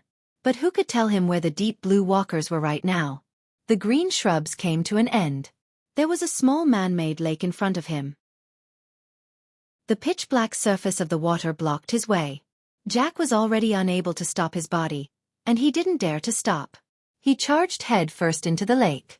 The instant he entered the water, Ruiwen silently swept over the surface of the lake, and a deathly silent sharp edge swept past. The surface of the lake swayed with minute ripples. A muffled scream came from the surface of the lake, and a dark red flame suddenly lit up. Ruiwen locked onto the chaotic and rapidly weakening aura at the bottom of the lake. She slightly adjusted her posture and was just about to enter the water to make a final conclusion. A tiny speck of light shone on the surface of the lake beside her. A terrifying impact descended in the next moment. Chapter 140. The charged particles fiercely collided with the air molecules. The atmosphere above the lake was suddenly dyed with a layer of strange dark green. The fiercely warped air was like layers of pulsing willow, the wisps that covered nearly 2 acres of the lake's surface. Regardless of how the molecules reacted, the kinetic strike arrived first. The particle beam had already rapidly diffused through the nearly 2 kilometers of linear distance. Its penetrative power had dropped substantially, but the range of its diffusion was even greater. It didn't give anyone the chance to dodge at all. Ruiwen's body was instantly smashed into the lake by the terrifying impact. She violently swelled and surged with the lake water before sinking straight to the bottom. Next, the beam formed by the particle beam covered the lake's surface. It was nothing more than a small addition to the building blocks. Target confirmed. Artillery 6 calmly reported from the top of the apartment building. Satellite locked on. The SCA's remote authority is attempting to connect. Requesting assistance in shielding. Understood. Stand by for 30 seconds. Retreat after confirming the damage to the target. Brain 1 gave a simple response. Then he called out to another squad member. Snake 7. Snake 7. Okay. Got it. We have to wait for the radiation to drop a bit. Damn it. Why does this kind of dangerous work always fall on my head? A lazy voice that was completely different from the rest of the squad rang out. It successfully made Brain 1's face turn ashen. He even felt a faint pain in his brain. Even with Yan Yongguo's endorsement, using a weapon on the level of a charged particle cannon in the metropolitan area of Xia City was still a great deal of pressure. Under the pervasive surveillance system of society, the powerful energy and corresponding radiation of the particle cannon when it was fired was practically the same as firing a firecracker right under the noses of the government and the military. Half of the high officials of Xia City would jump out of their beds because of this. Every second the particle cannon was on the top of the building strengthened the evidence that would send them to court and jail them. Even with Quantum Corporation backing him, he wasn't willing to take this risk. It just so happened that the one carrying out this mission was Snake 7. Brain 1 growled, "If we don't intervene, the radiation in this area won't drop even after 100 years. Hurry up." Snake 7 cursed in a low voice, but his actions weren't as careful and cautious as his words suggested. Half a second later, a slender deep blue walker appeared from its hiding place on the outside of the lake's surface. This chapter is not finished. Please continue. He flew up from the ground and, propelled by the jet, passed through the air that was still unusually hot, and patrolled the surface of the lake in circles. F***CK. This kind of old-fashioned armor has no effect on gamma rays at all. The built-in measuring meter is off the charts. You have 15 seconds, then I'll have Cannon 6 fire another shot. Fuck. Snake 7 immediately calmed down because he knew that his team leader would really do this. Under pressure, efficiency increased. Snake 7 sent a report back 5 seconds later. I've discovered the target's reaction. Wait, a false alarm. Snake 7. There are 2 people in the lake, okay? We have to eliminate the interference first, right? Snake 7 had already flown into the lake as he spoke. He picked up the main culprit that caused his false alarm and tossed him onto the shore of the lake. Jack. Is he still alive? The one who spoke was not Brain 1, but Yen Yonghua. As a commander of a higher rank, he had repeatedly spoken above his rank. Clearly, the pressure he was under was no less than Brain 1's. Snake 7 turned Jack's face over. Ugh, this person's head is like an air-dried figure. I need his brain nucleus and the deep sea Type 4 dynamo core. Forget it. Bring his corpse back. As you wish, sir. Oh right, team leader. Can you give me another 15 seconds? 10 seconds. Brain 1 was clearly gritting his teeth when he spoke. Snake 7 gestured an okay sign towards the distant building, then immediately dove into the water again. Yen Yonghua also felt that his current actions were suspicious of exceeding his authority. He took the initiative to find Brain 1 in private for the sake of alleviating this awkwardness. Is this Snake 7 that radiation kid? The ability user that awakened on his own initiative, but still wants to be a burner? Brain 1 also needed to relieve his taut nerves. He responded after hearing Yen Yonghua's question. Yes. He has the astonishing ability to neutralize radiation. When paired with the format of fire, he is indeed like a tiger that has grown wings. It's just that his personality is very hard to get right. Should I transfer to another post? No. I shouldn't go and harm others. Brain 1 laughed bitterly. Snake 7 discovered the true target underwater as they spoke. Actually, he didn't need to spend much effort. He just needed to find the only light source in the dark depths of the water. I've discovered the target. Oh, what kind of skill effect is this? Rue Wen's body floated up and down in the muddy and unclear depths of the water that had yet to subside. Please flip the page if this chapter is not finished. Her soft droplet swayed gently, and she had already entered an unconscious state. However, there was a halo of light wrapping around her body. There was a neat and strict diagram structure inside. Snake 7 had already vomited when he saw it during his various training sessions. Archetype format? Superior authority access. Sharing the observation angle. Brain 1 reminded Snake 7. Don't be careless. A similar situation occurred when the target woke up from unconsciousness last time. There was also the recovery from the stun grenade. Understood. Snake 7 displayed his straightforward style of doing things. He directly pulled out his gun and shot Rue Wen's body underwater. She didn't react at all, but the light of the diagram structure gradually extinguished. Brain 1 was also guessing when he saw this scene. Maybe this is a certain ability of the target's. Maybe it's the ability to recover blood under the influence of the subconscious? Maybe. Yen Yonghua didn't say much. Brain 1 didn't have the qualifications to participate when it came to information about the Apocalypse Laboratory. If the high-efficacy anesthetic doesn't work, then I can only chop off her hands and legs. Though he said this, Snake 7 still took out a set of electromagnetic shackles that he had prepared earlier and placed them on Rue Wen's wrists. Under the effect of the strong magnetic force, Rue Wen's 2 hands were firmly joined together. She looked as if she didn't have any strength to resist. Done. Brain 1 let out a long sigh. Cannon 6 dismantle the mount. Retreat. Cannon 6 rapidly dismantled the temporarily constructed mount. At this time, Gun 4, who was in another direction, came over to help. The 2 people carried the heavy equipment and directly flew down the apartment building. At this time, the equipment transport vehicle was already waiting there. There was also a personnel transport vehicle that drove into Park Number 23 and went to the lakeside to provide support. The logistics personnel got off the vehicle and moved Jack's corpse to the back of the car. Frankly speaking, this kind of behavior was a bit discriminatory against the wounded. This was because the injured Fist 2 and Wall 5 were in the back of the car right now. They were prepared to be transported to the medical department. It was truly unlucky to carry a corpse in.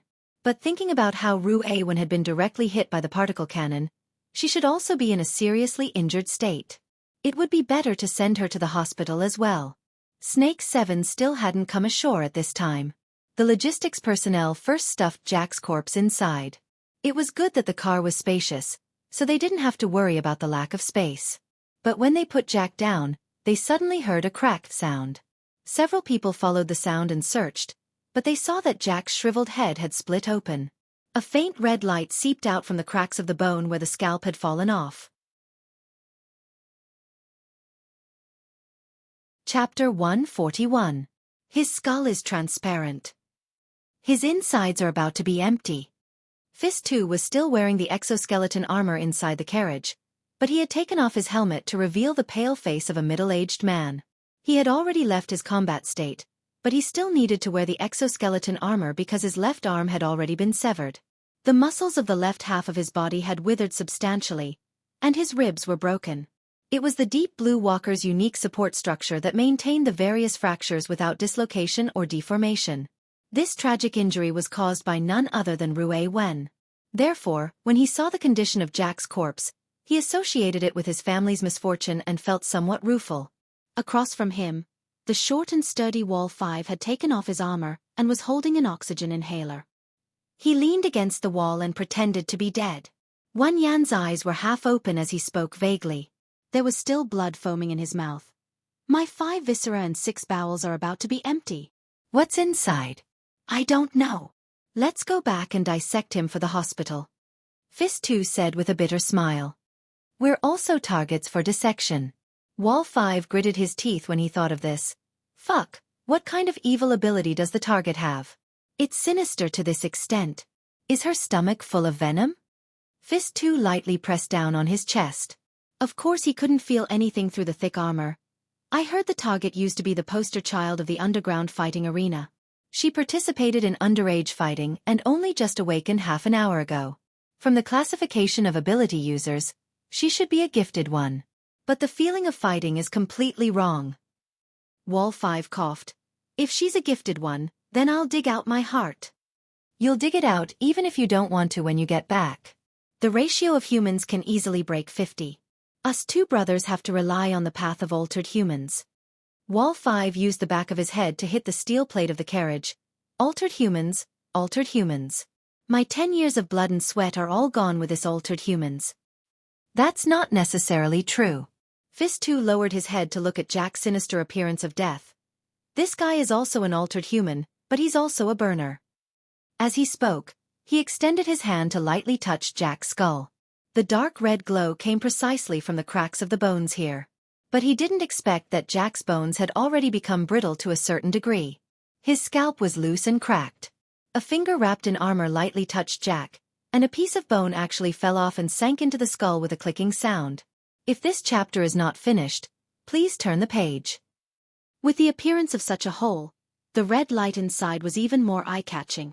Fist 2 and Wall 5 had good eyesight, and with just a glance, they roughly understood. Wall 5 was shocked. This brain tissue. Will it be the same for my body in the future? Fist 2 snorted. He wasn't in a hurry to verify it. He first connected to the team's comms. Jack's cranial cavity discovered abnormalities. Open it. Yen Yongbo once again overstepped his boundaries and spoke first in Brain 1's mind. He then added, turn on vision sharing. Understood. Punch 2 activated the camera on his shoulder and exerted force in his hand at the same time. Jack's malevolent skull was crushed like a sun-dried eggshell. It could be seen that the brain tissue inside had withered and shrunk to the size of an egg. The original grayish-white color was now somewhat black, as if it had been roasted by flames and was severely deformed. But what was even more eye-catching was that there was a grain that looked like a wheat seed embedded in the center, and it was even emitting a faint light. Fist 2 used the equipment to scan and report the relevant information. Brain tissue activity loss, central granule material is metalloid, surface temperature is 90 degrees Celsius. Let me have a look. Understood. Fist 2 extended his right hand. Even though he was wrapped in a thick metal glove, his fingers were still nimble and delicate. He practically didn't have any contact with the deformed brain tissue and picked up the metal wheat seed. All sorts of detection equipment continued to display their effects. Very soon, the detailed structure of the metal wheat seed was magnified and displayed in a high-precision scanning method.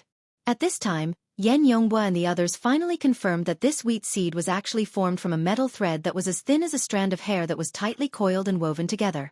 Between the intertwining threads, there wasn't a gap to be seen at all. Dynamo core? That's the dynamo core. Deep Sea Type 4. I didn't think it could be arranged in this style. At this time, the rear door of the car opened and Snake 7 said something in passing. He carried the unconscious Rue Wen onto the car and the car immediately started. Go in, go in. Snake 7 drove the two wounded people inside and kicked Jack's corpse away in passing. Only then did he put Rue Wen down and take off his helmet, revealing a thin, long, and slightly sunken young face that was sunny and loved to laugh. He let out a long sigh. It's finally done. How come I only came back a bit late and you guys already broke someone's brain? This chapter isn't finished. Please turn the page. The shell burst? Do you still need someone else to do it for you in other places? Fist 2 was older than the young man by over 10 years. He normally took care of this little brother of his. He didn't want this kid to be too impudent in front of his superior and attract a bad impression. So he gave him a meaningful glance and brought him into a serious topic. The radiation level over there is too high. It's no problem to clean up the aftermath, right? No problem. We carried out active intervention. Otherwise, I wouldn't have come back so late. Speaking of which, Sir Yen, does the dynamo core style have any special uses? Before Yan Yonghua could respond, Brain 1 transmitted over, Car number 2, what did you guys do? The route is wrong. The route was predetermined by you.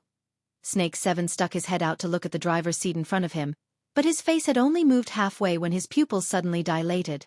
A stern shout exploded from his throat. Eyes! Careful! His body ignited with a rumble as his voice rang out. His body fiercely pounced forward, but even so, his forehead still went slightly numb. Snake 7 didn't care about anything else. He borrowed the force of his forward charge and extended his hand to grab his two heavily injured companions. Fist 2 and Wall 5 were both experienced burners. They detected that something was wrong practically as soon as Snake 7's face changed color. It was just as Snake 7 had done. Their first reaction was to ignite the format of fire. But the problem was that it was impossible for their body's current state to achieve peak reactions. They might not even be able to form a passable format of fire. The two were more than a hair slower. When Snake 7 rushed forward, his eyes, which had received the support of the format of fire, saw in despair that there were several fine threads in the air that were hard to see with the naked eye.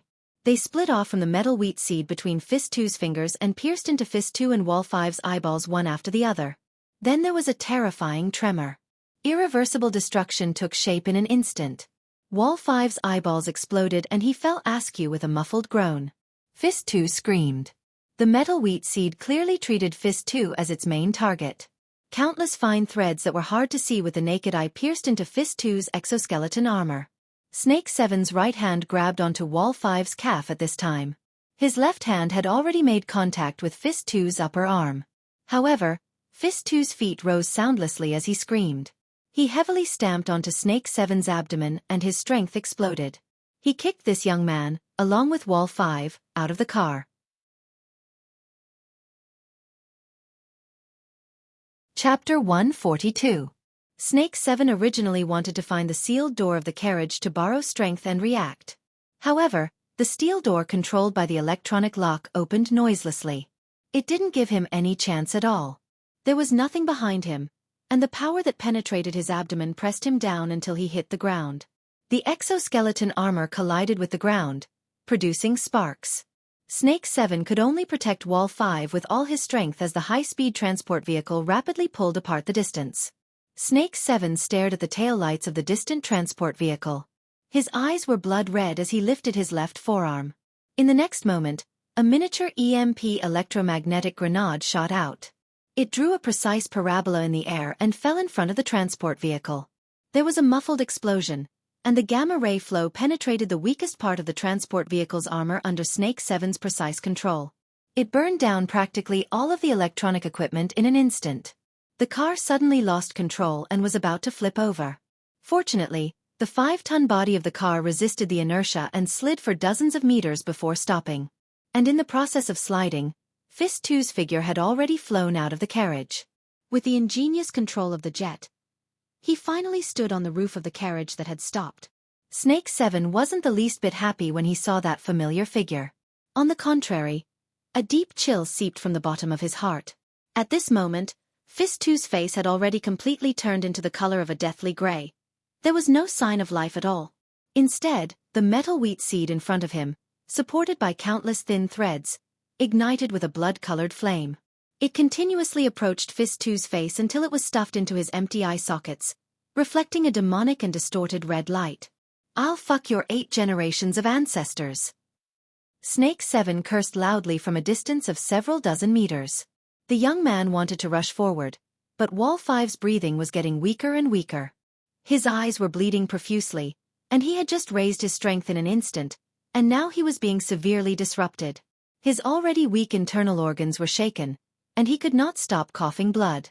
Snake 7 gave Wall 5 the life-prolonging medicine that his own armor had concocted. He roared into the communications channel, "Brain 1, where are you? Where are you?" Brain 1 responded in a bone-chilling voice, "Sword 3 will be in position in 7 seconds.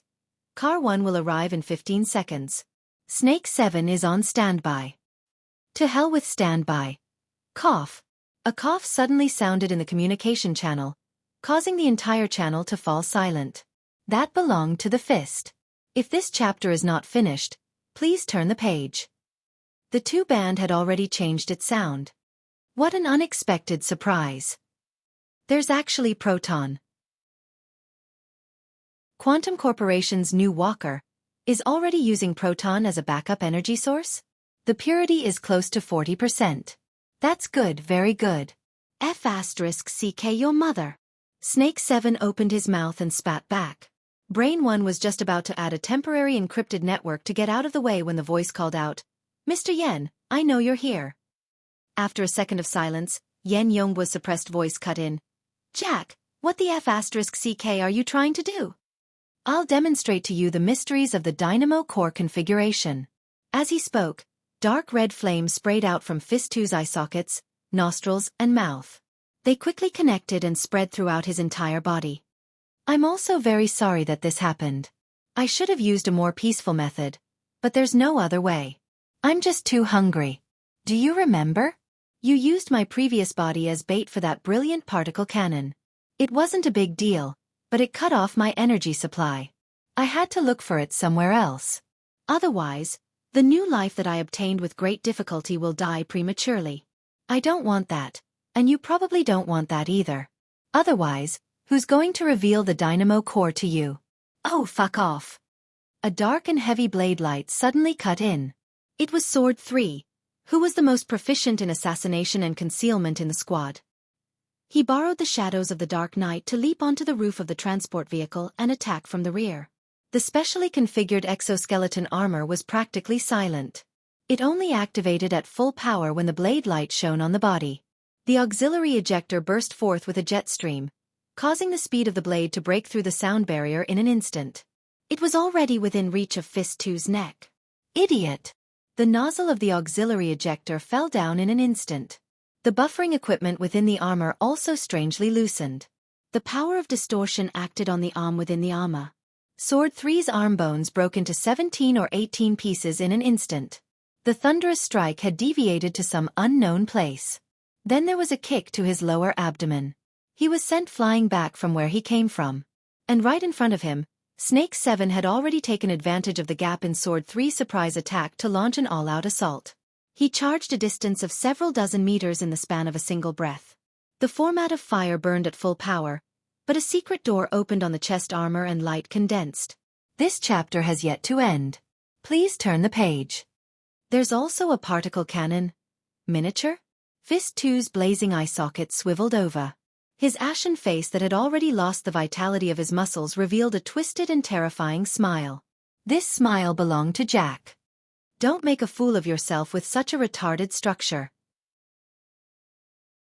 It was at this moment that Snake 7 shockingly discovered that the exoskeleton armor that had fused with him had suddenly become heavy.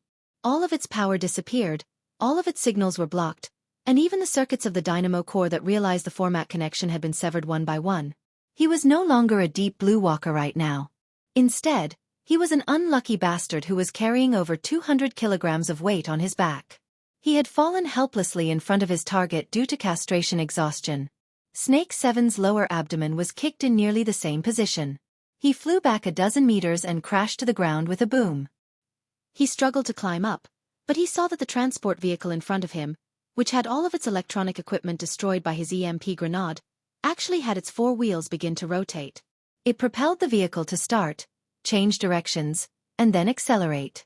It continued to travel along the road. In just a moment of stupefaction, the distance had been pulled apart. Jack's voice continued to ring out in the communications channel. Mr. Yen, as you can see, the dynamo core exists to help people control machinery ever since it was produced. In the hands of a true powerhouse, even a pile of scrap metal can become a terrifying weapon platform.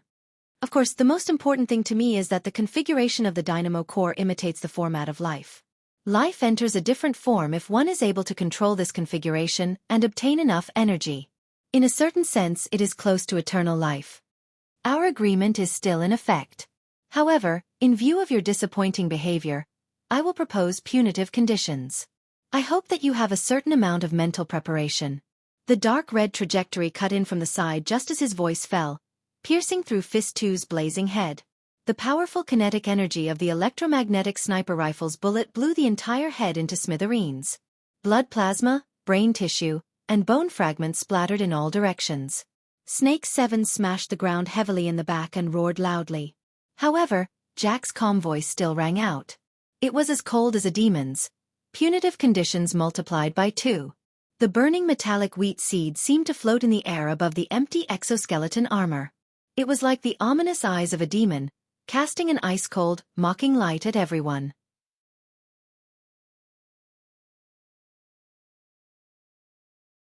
Chapter 143.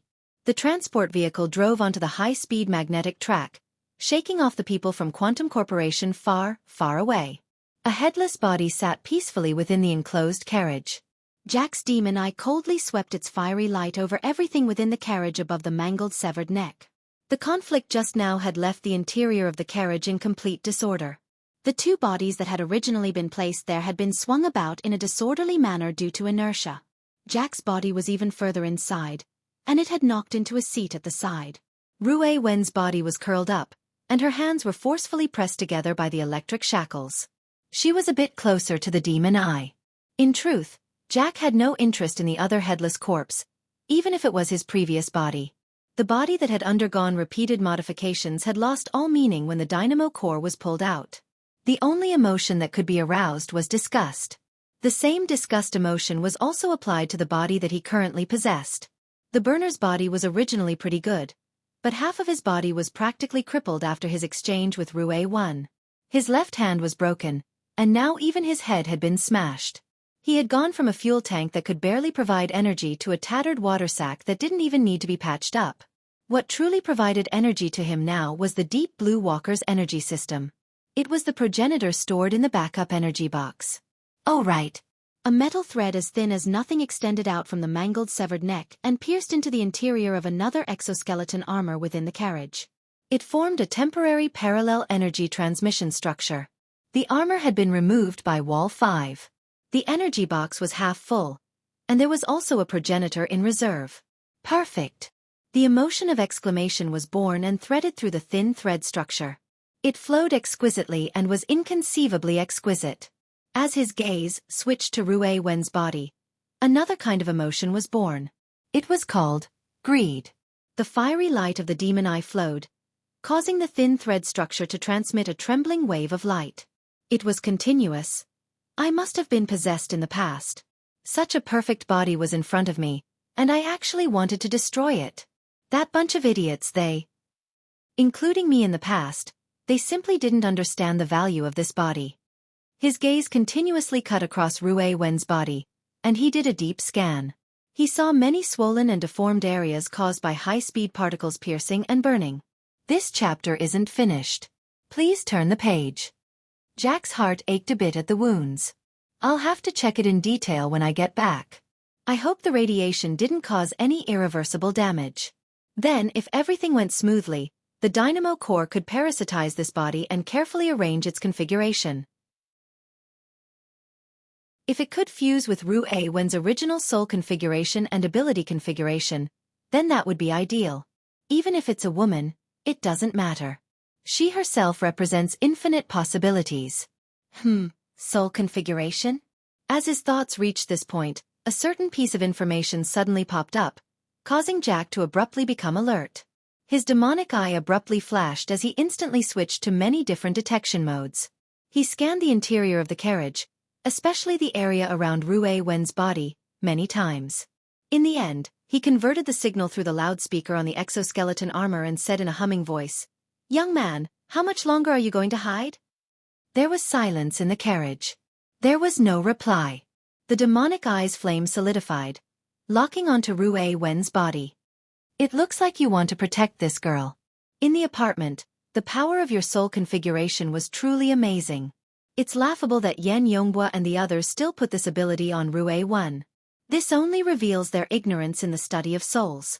The sound of the loudspeaker shook the carriage until it buzzed, but there was still no meaningful information presented. Jack laughed in a low voice. Young people always overestimate their own patience, and at the same time, they also overestimate the patience of others. The exoskeleton armor suddenly punched out, bringing with it the whistling sound of the wind as it directly smashed down on Ru Wen's head.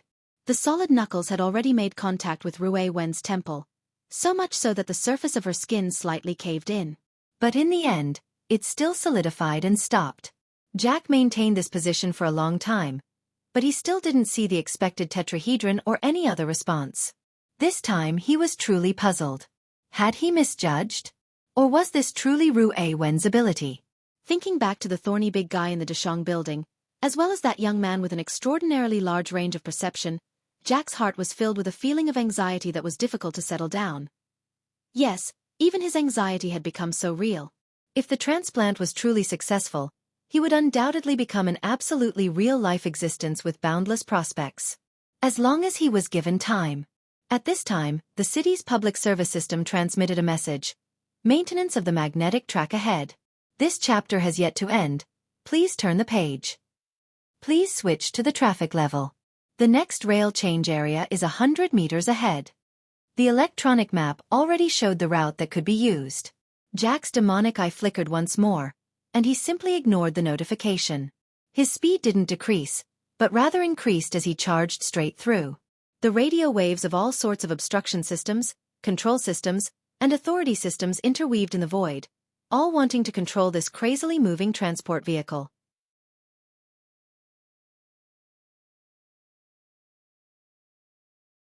Chapter 144. A person's emotions and thoughts were rich and colorful. Under normal circumstances, people would only take these words as a description. But at this moment, Jack was truly putting his words into practice. The energy spurred information signals to flow back and forth on the fine thread structure of the dynamo core. Through this special structure, they endlessly combined and converged, colliding and transforming. The final product was thought, emotion, and thought. During this process, the energy did work, emitting multicolored waves of brilliance. Hidden within it was some sort of unique law and rhythm, flickering and flickering. The law was consistent, but the rhythm was random. The two core elements of stillness and movement combined together to form the rhythm of life that people had to face squarely. It was no longer a rigid template. Instead, it was undoubtedly the pulsation of the soul. Perhaps it was just as Jack said. His life had entered a completely new form because of the existence of this structure. Luo Nan felt that he was watching an educational film about the nature of the soul. From a materialistic point of view, people's consciousness and emotions could be understood simply as a series of neurotransmitters, the conduction of electrical signals, and the collective action of motivation and avoidance mechanisms that humans had formed over a long period of evolution. But many frontline researchers had always believed that there was a deeper reason for the marvelous activities of human consciousness. There should be a more essential model that integrated these signals and mechanisms with a special structure. A highly efficient system. It was greater than the sum of its parts. The soul originated from this. As a possessor of extraordinary strength and a believer of formatting theory, Luo Nan approved of this view. Frankly speaking, The word soul configuration from Jack's mouth was truly a wonderful word. It was faintly similar to the meaning of formatting. It was three-dimensional and vivid. But in reality, it was easier said than done to find such an information integration system and present it with an intuitive and exquisite geometric structure. To a large extent, it could only be a kind of fantasy in a reasonable sense. But Luo Nan actually found something similar at this moment. That's right. It was the fine thread structure of the dynamo core supported by the energy of the two exoskeleton armors, with Jack's demon eye as the center. Though it was crude, though it was only a fragment, Luo Nan used his unique point of view to observe it in the air. What he saw was, "This chapter is not finished. Please turn the page." It was a magnificent building. Energy and information that could be sensed and measured on the material plane traveled between this building. From low to high, they intersected and collided, climbing step by step. From simple thoughts and basic emotions, they transformed into high-level thoughts and emotions, all the way to the Palace of Pure Spirit. Yes, this was a Tower of Babel built from the material plane to the spiritual plane of nothingness. Though it belonged to Jack, it didn't stop Luo Nan from appreciating its marvels and clapping his hands in admiration. It was also because of his understanding and appreciation of this mystery that he had touched upon the essence of it. In a practical sense, all of Jack's activities in this Tower of Babel, including thoughts, emotions, and thoughts, were under Luo Nan's clairvoyance. There were practically no secrets to speak of. Therefore, Jack's probing and threats just now were extremely laughable in Luo Nan's eyes. If Jack really did discover him, Luo Nan would have sensed him even earlier than Jack. Luo Nan was both amused and vigilant. Energy and information can be received on the mental and material planes at the same time. Perhaps it's more efficient. But if it's too pure, it will break away from neurotransmitters and other chemical matter carriers. It's the same as losing the inherent password lock of the human body. Everything will be completely exposed to a higher level of clairvoyance. It's like a bonfire in the night. It can dispel the darkness, but it can also attract unknown dangers. Just like the current Jack. He didn't know that there was someone who was using a godlike perspective to see through all of his thoughts and actions. Though his emotions weren't quite used to the sudden change in his life form and appeared to be overly intense, his logic wasn't affected. He was fully aware that he was surrounded by enemies on all sides in this city. He first planned his route after breaking through the first obstacle. He made the transport vehicle go all the way down, preparing to return to the recycling stratum that he was most familiar with. Then he began to make preparations for the fierce battle to break out of the encirclement. He quickly dismantled the other exoskeleton armor, as well as his own corpse. Jack's train of thought was very clear. As an altered human, his previous body was equipped with many extremely effective and precise instruments. There were even some that the Deep Blue platform didn't possess. He needed to do his best to integrate these instruments together in order to display a greater effect. For him, this was very easy. He just needed to split the dynamo core into a thin thread. If this chapter isn't finished, please turn the page. The instruments and components seemed to possess a life of their own. Their information was closely linked to each other. All he needed to do was a bit of structural design work. Luo Nan shook his head in his mind as he watched the progress of Jack's work. From his perspective, Jack's direction was completely wrong. The true use of the Tower of Babel was to build a bridge from the material to the mental, to break the barrier between the body and the soul. But Jack's transformation, even though it greatly increased his combat strength, was at most equivalent to piling up a military fortress at the bottom of this grand building. Compared to the main body of the Tower of Babel that connected the heavens and the earth, what use was there in making that low fortress even more sturdy? Jack's entire emotional thought process was still exposed to the light of day. His soul, which had already obtained a new life, was still not completely calm. It was still affected by intense emotional fluctuations. Jack hadn't solved a single truly fatal problem. It looked like Jack had told Yen Yonghua that the dynamo core technology wasn't complete. It was indeed a very honest performance. Luo Nan's mind stirred slightly when he thought of this.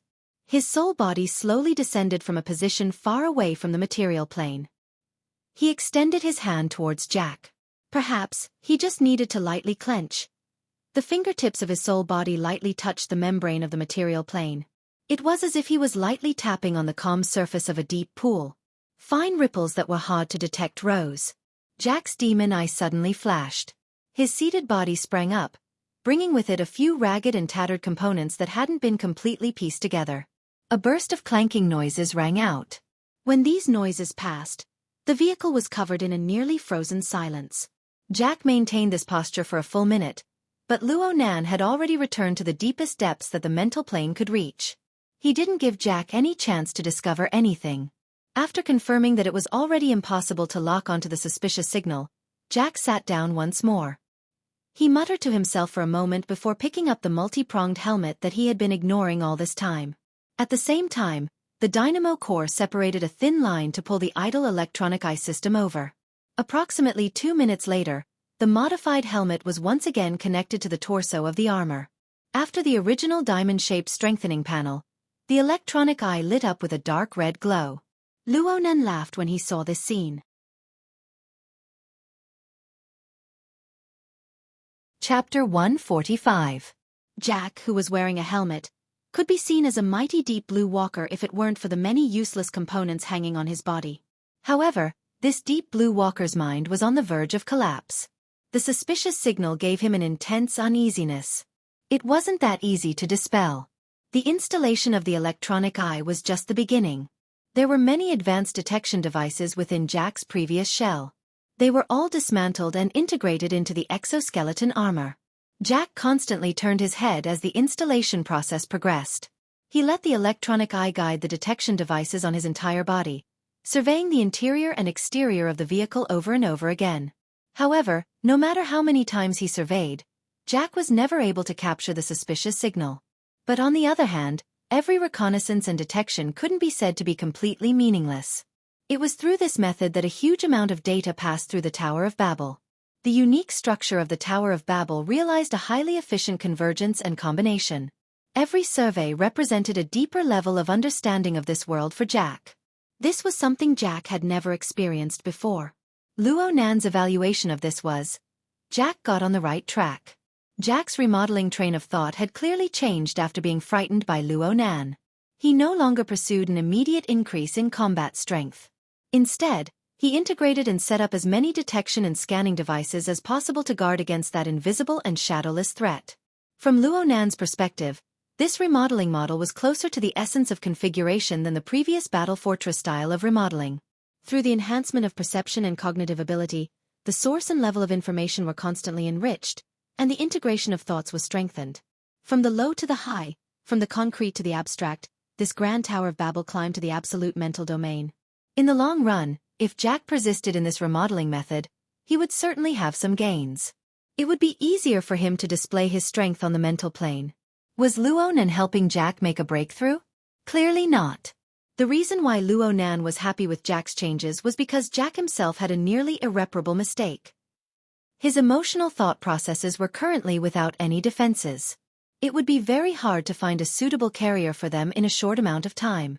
Whether it was emotions or thoughts, they were both the foundation of the soul. Please continue to the next page if this chapter doesn't end.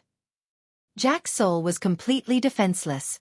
At least in Luo Nan's eyes, it was incomparably weak. The reason Luo Nan didn't make his move before was because Jack still retained a good habit. He did his best to maintain his consciousness and body at a synchronized tempo.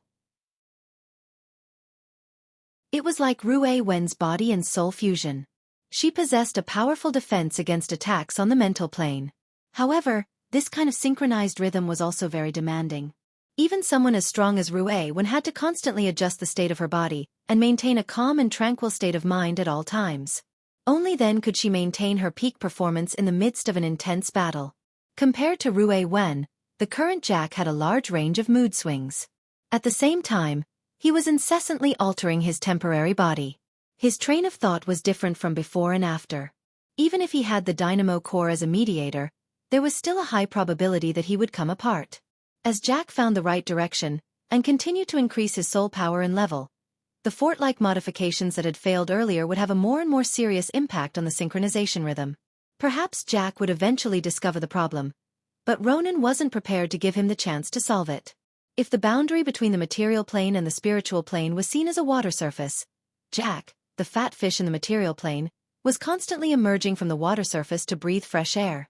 Luo Nan was like a patient hunter, waiting for his prey to emerge from the water the most. He had even prepared a specialized weapon for his prey. The wraith sign at the tip of the heavily chained crow emitted a faint light. The weapon Luo Nan had prepared was obviously the siege hammer. The human-faced arachnid's direct participation was unavoidable in order to guarantee its effectiveness. However, there was a bit of change at this time. It was outside of Luo Nan's plans. The human-faced arachnid, who was in the midst of recuperation, changed its attitude of disdain towards Jack and became a bit restless. Following the transformation of Jack's lifeform, the dark side of lifeform's view of Jack's nature changed from completely unpalatable to perhaps it can be tasted. The most important thing was that a spiritual seed was being nurtured in the depths of Jack's soul. Admittedly, it was far inferior to Rui Wen's untainted by a speck of dust. It was pure and translucent in degree. But even if it was meat that had gone bad, it could still be eaten with a sprinkle of chili powder. The human-faced arachnid disregarded its current weak state and struggled once more. It transformed into a somewhat illusory form. Please turn the page if this chapter doesn't end. Its master expressed a strong desire to eat. Luo Nan was a bit hesitant. While Luo Nan was pondering, the Hexa ear transmitted information to the mental plane through the psychic wave network. It was received by Luo Nan's soul body. It was the same format of energy and information. It was the same format of shuttling between the material plane and the mental plane. What the Hexa ear did far exceeded Jack's current level. It could be confirmed that the energy and information were encoded.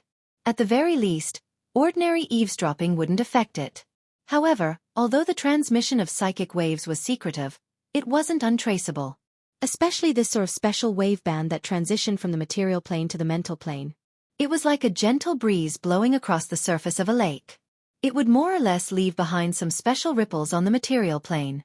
Luo Nan didn't feel this before, but after grasping the knack of soul breathing, he became more and more sensitive to this aspect. He immediately furrowed his brows. This was because Jack wasn't a normal person. This bit of weak ripple didn't escape Jack's eyes and ears under the gradually upgraded and pervasive probing. All sorts of probing instruments converged in an instant. All sorts of active probing wavebands practically burned a hole in the void. But this was useless. Luo Nan's current soul body possessed an absolute advantage on the mental plane. He could explore an even deeper and more subtle level. In comparison, Jack's artificial instruments were far too crude even if they could truly probe the mental plane. Whether it was precision or breadth, they were far from being able to capture Luo Nan. So Luo Nan could calmly receive the signal and use this sort of method to provoke Jack's sensitive nerves. He Yuan transmitted, "Scout. The target has been locked on. Your soul-bonded crow can rest for now. Pay attention to the various sniper positions in the surroundings.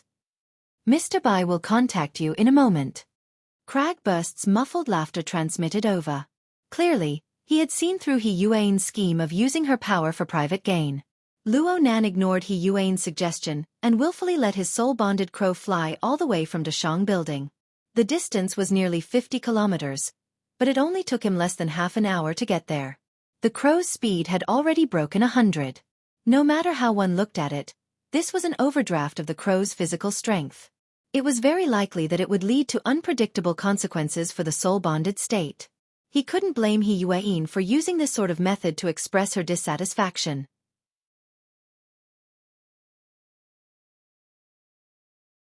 Chapter 146.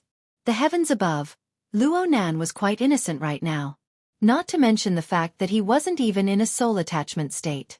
Ink had successfully merged with the external airflow environment under the blessing of the soul-breathing technique he had comprehended. Its body of crow feathers seemed to melt together with the night sky. When it flapped its wings to fly, it practically had the ability to ride the wind. Its physical strength consumption was minuscule. It was unknown how satisfied it was. All right, Luo Nan never expected that the blessing of soul breathing would have such a good effect. It clearly didn't increase Ink's upper limit, but it created an incomparable state for Ink, allowing it to display 150% of its ability. Luo Nan had secretly learned from Rui Wen. It was no wonder that Rui Wen was able to achieve such godly results with her skinny body. Sometimes, perfect coordination was even more crucial than absolute strength. No matter what Luo Nan thought, He Yuan was the supreme commander of this operation. He had to listen to her orders. He could only order ink to fly to the area designated by He Yueyin. He Yueyin maintained a high standard of work as a secretary. She knew that Luo Nan probably didn't quite understand what a sniper position was. She even sent over a satellite image of the surrounding area, marking out the locations Luo Nan needed to be responsible for. She even gave suggestions on the patrol route. Such meticulous work left one speechless. As ink spread its wings and flew out, it entered the predetermined location.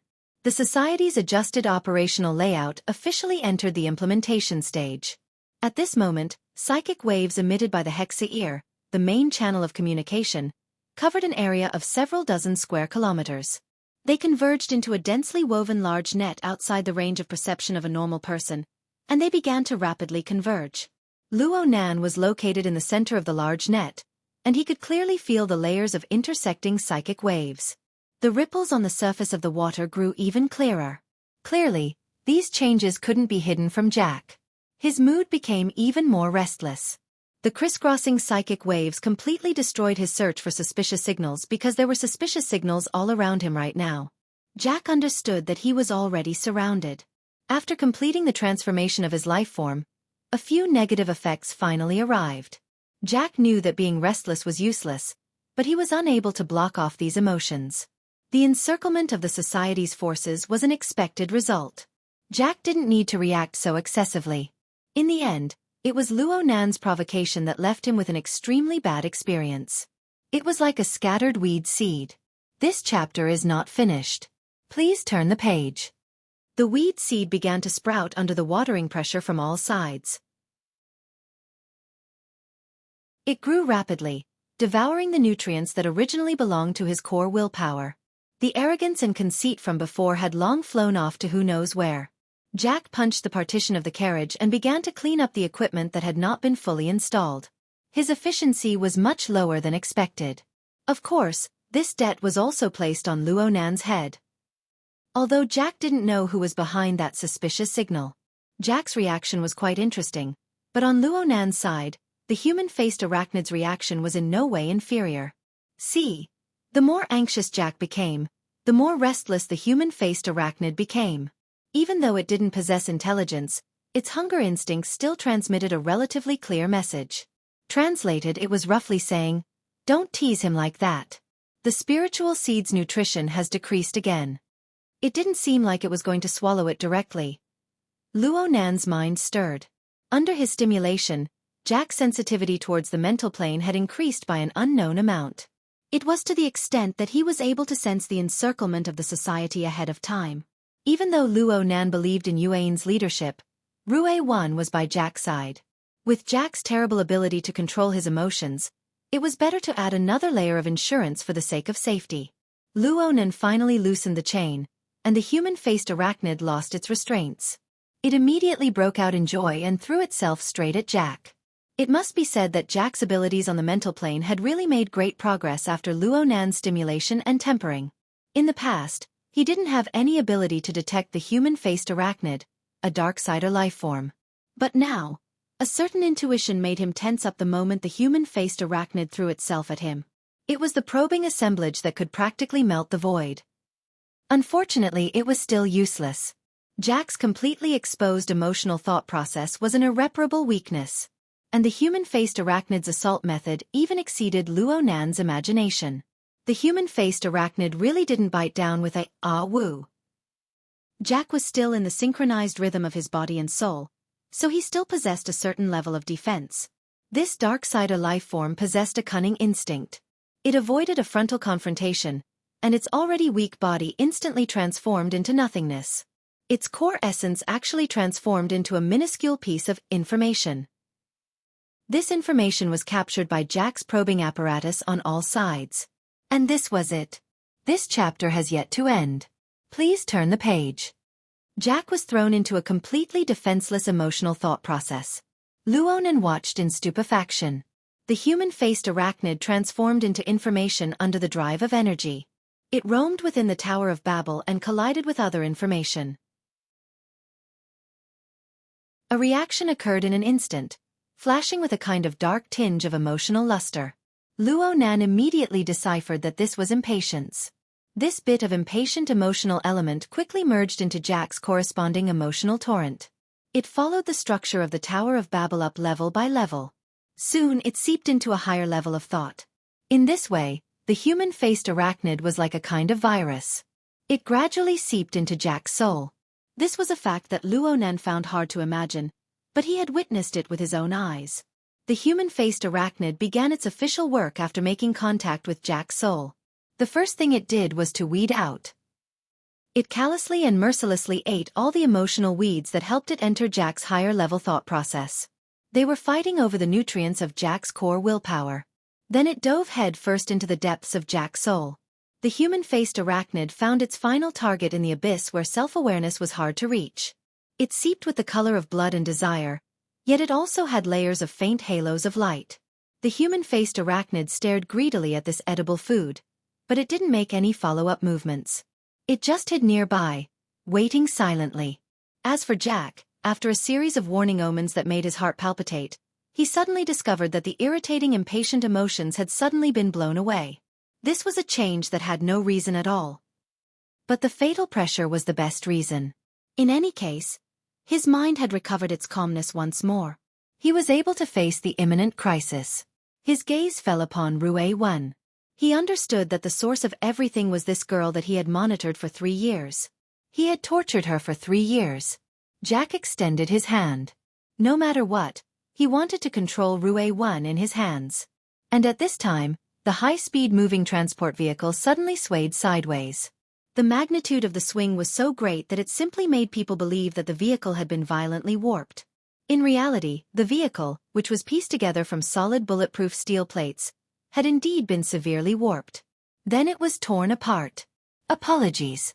Updating the settings has failed. I only discovered it now. There's still a chapter ahead. Everyone, don't forget to subscribe. Also, what the hell is with the initial order being lower than the later chapters?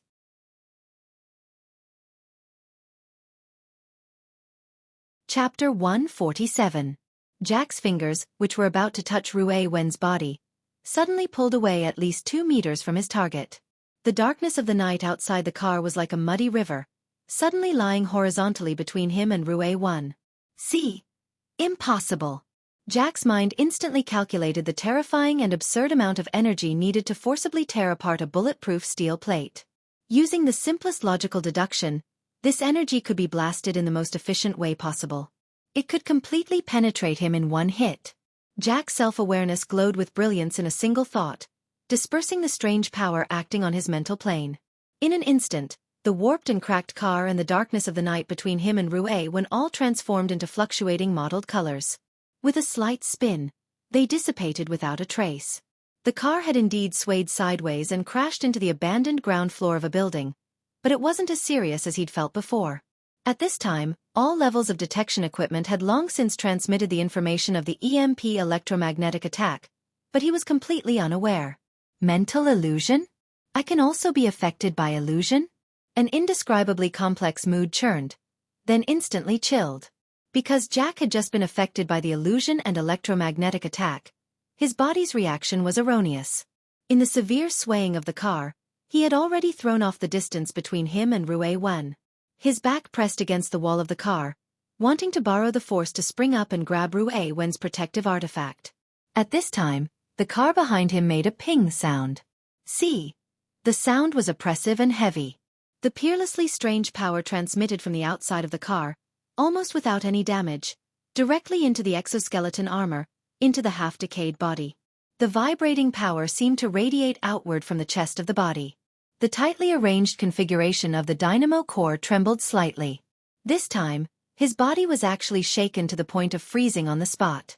The second ping sound came, the front force and the back force overlapping. The two different vibrations intersected and stimulated each other. The structure of the half of the body that had already decayed due to Rue Wen's deathly stillness ability completely collapsed, turning into a meaningless dead bag of skin.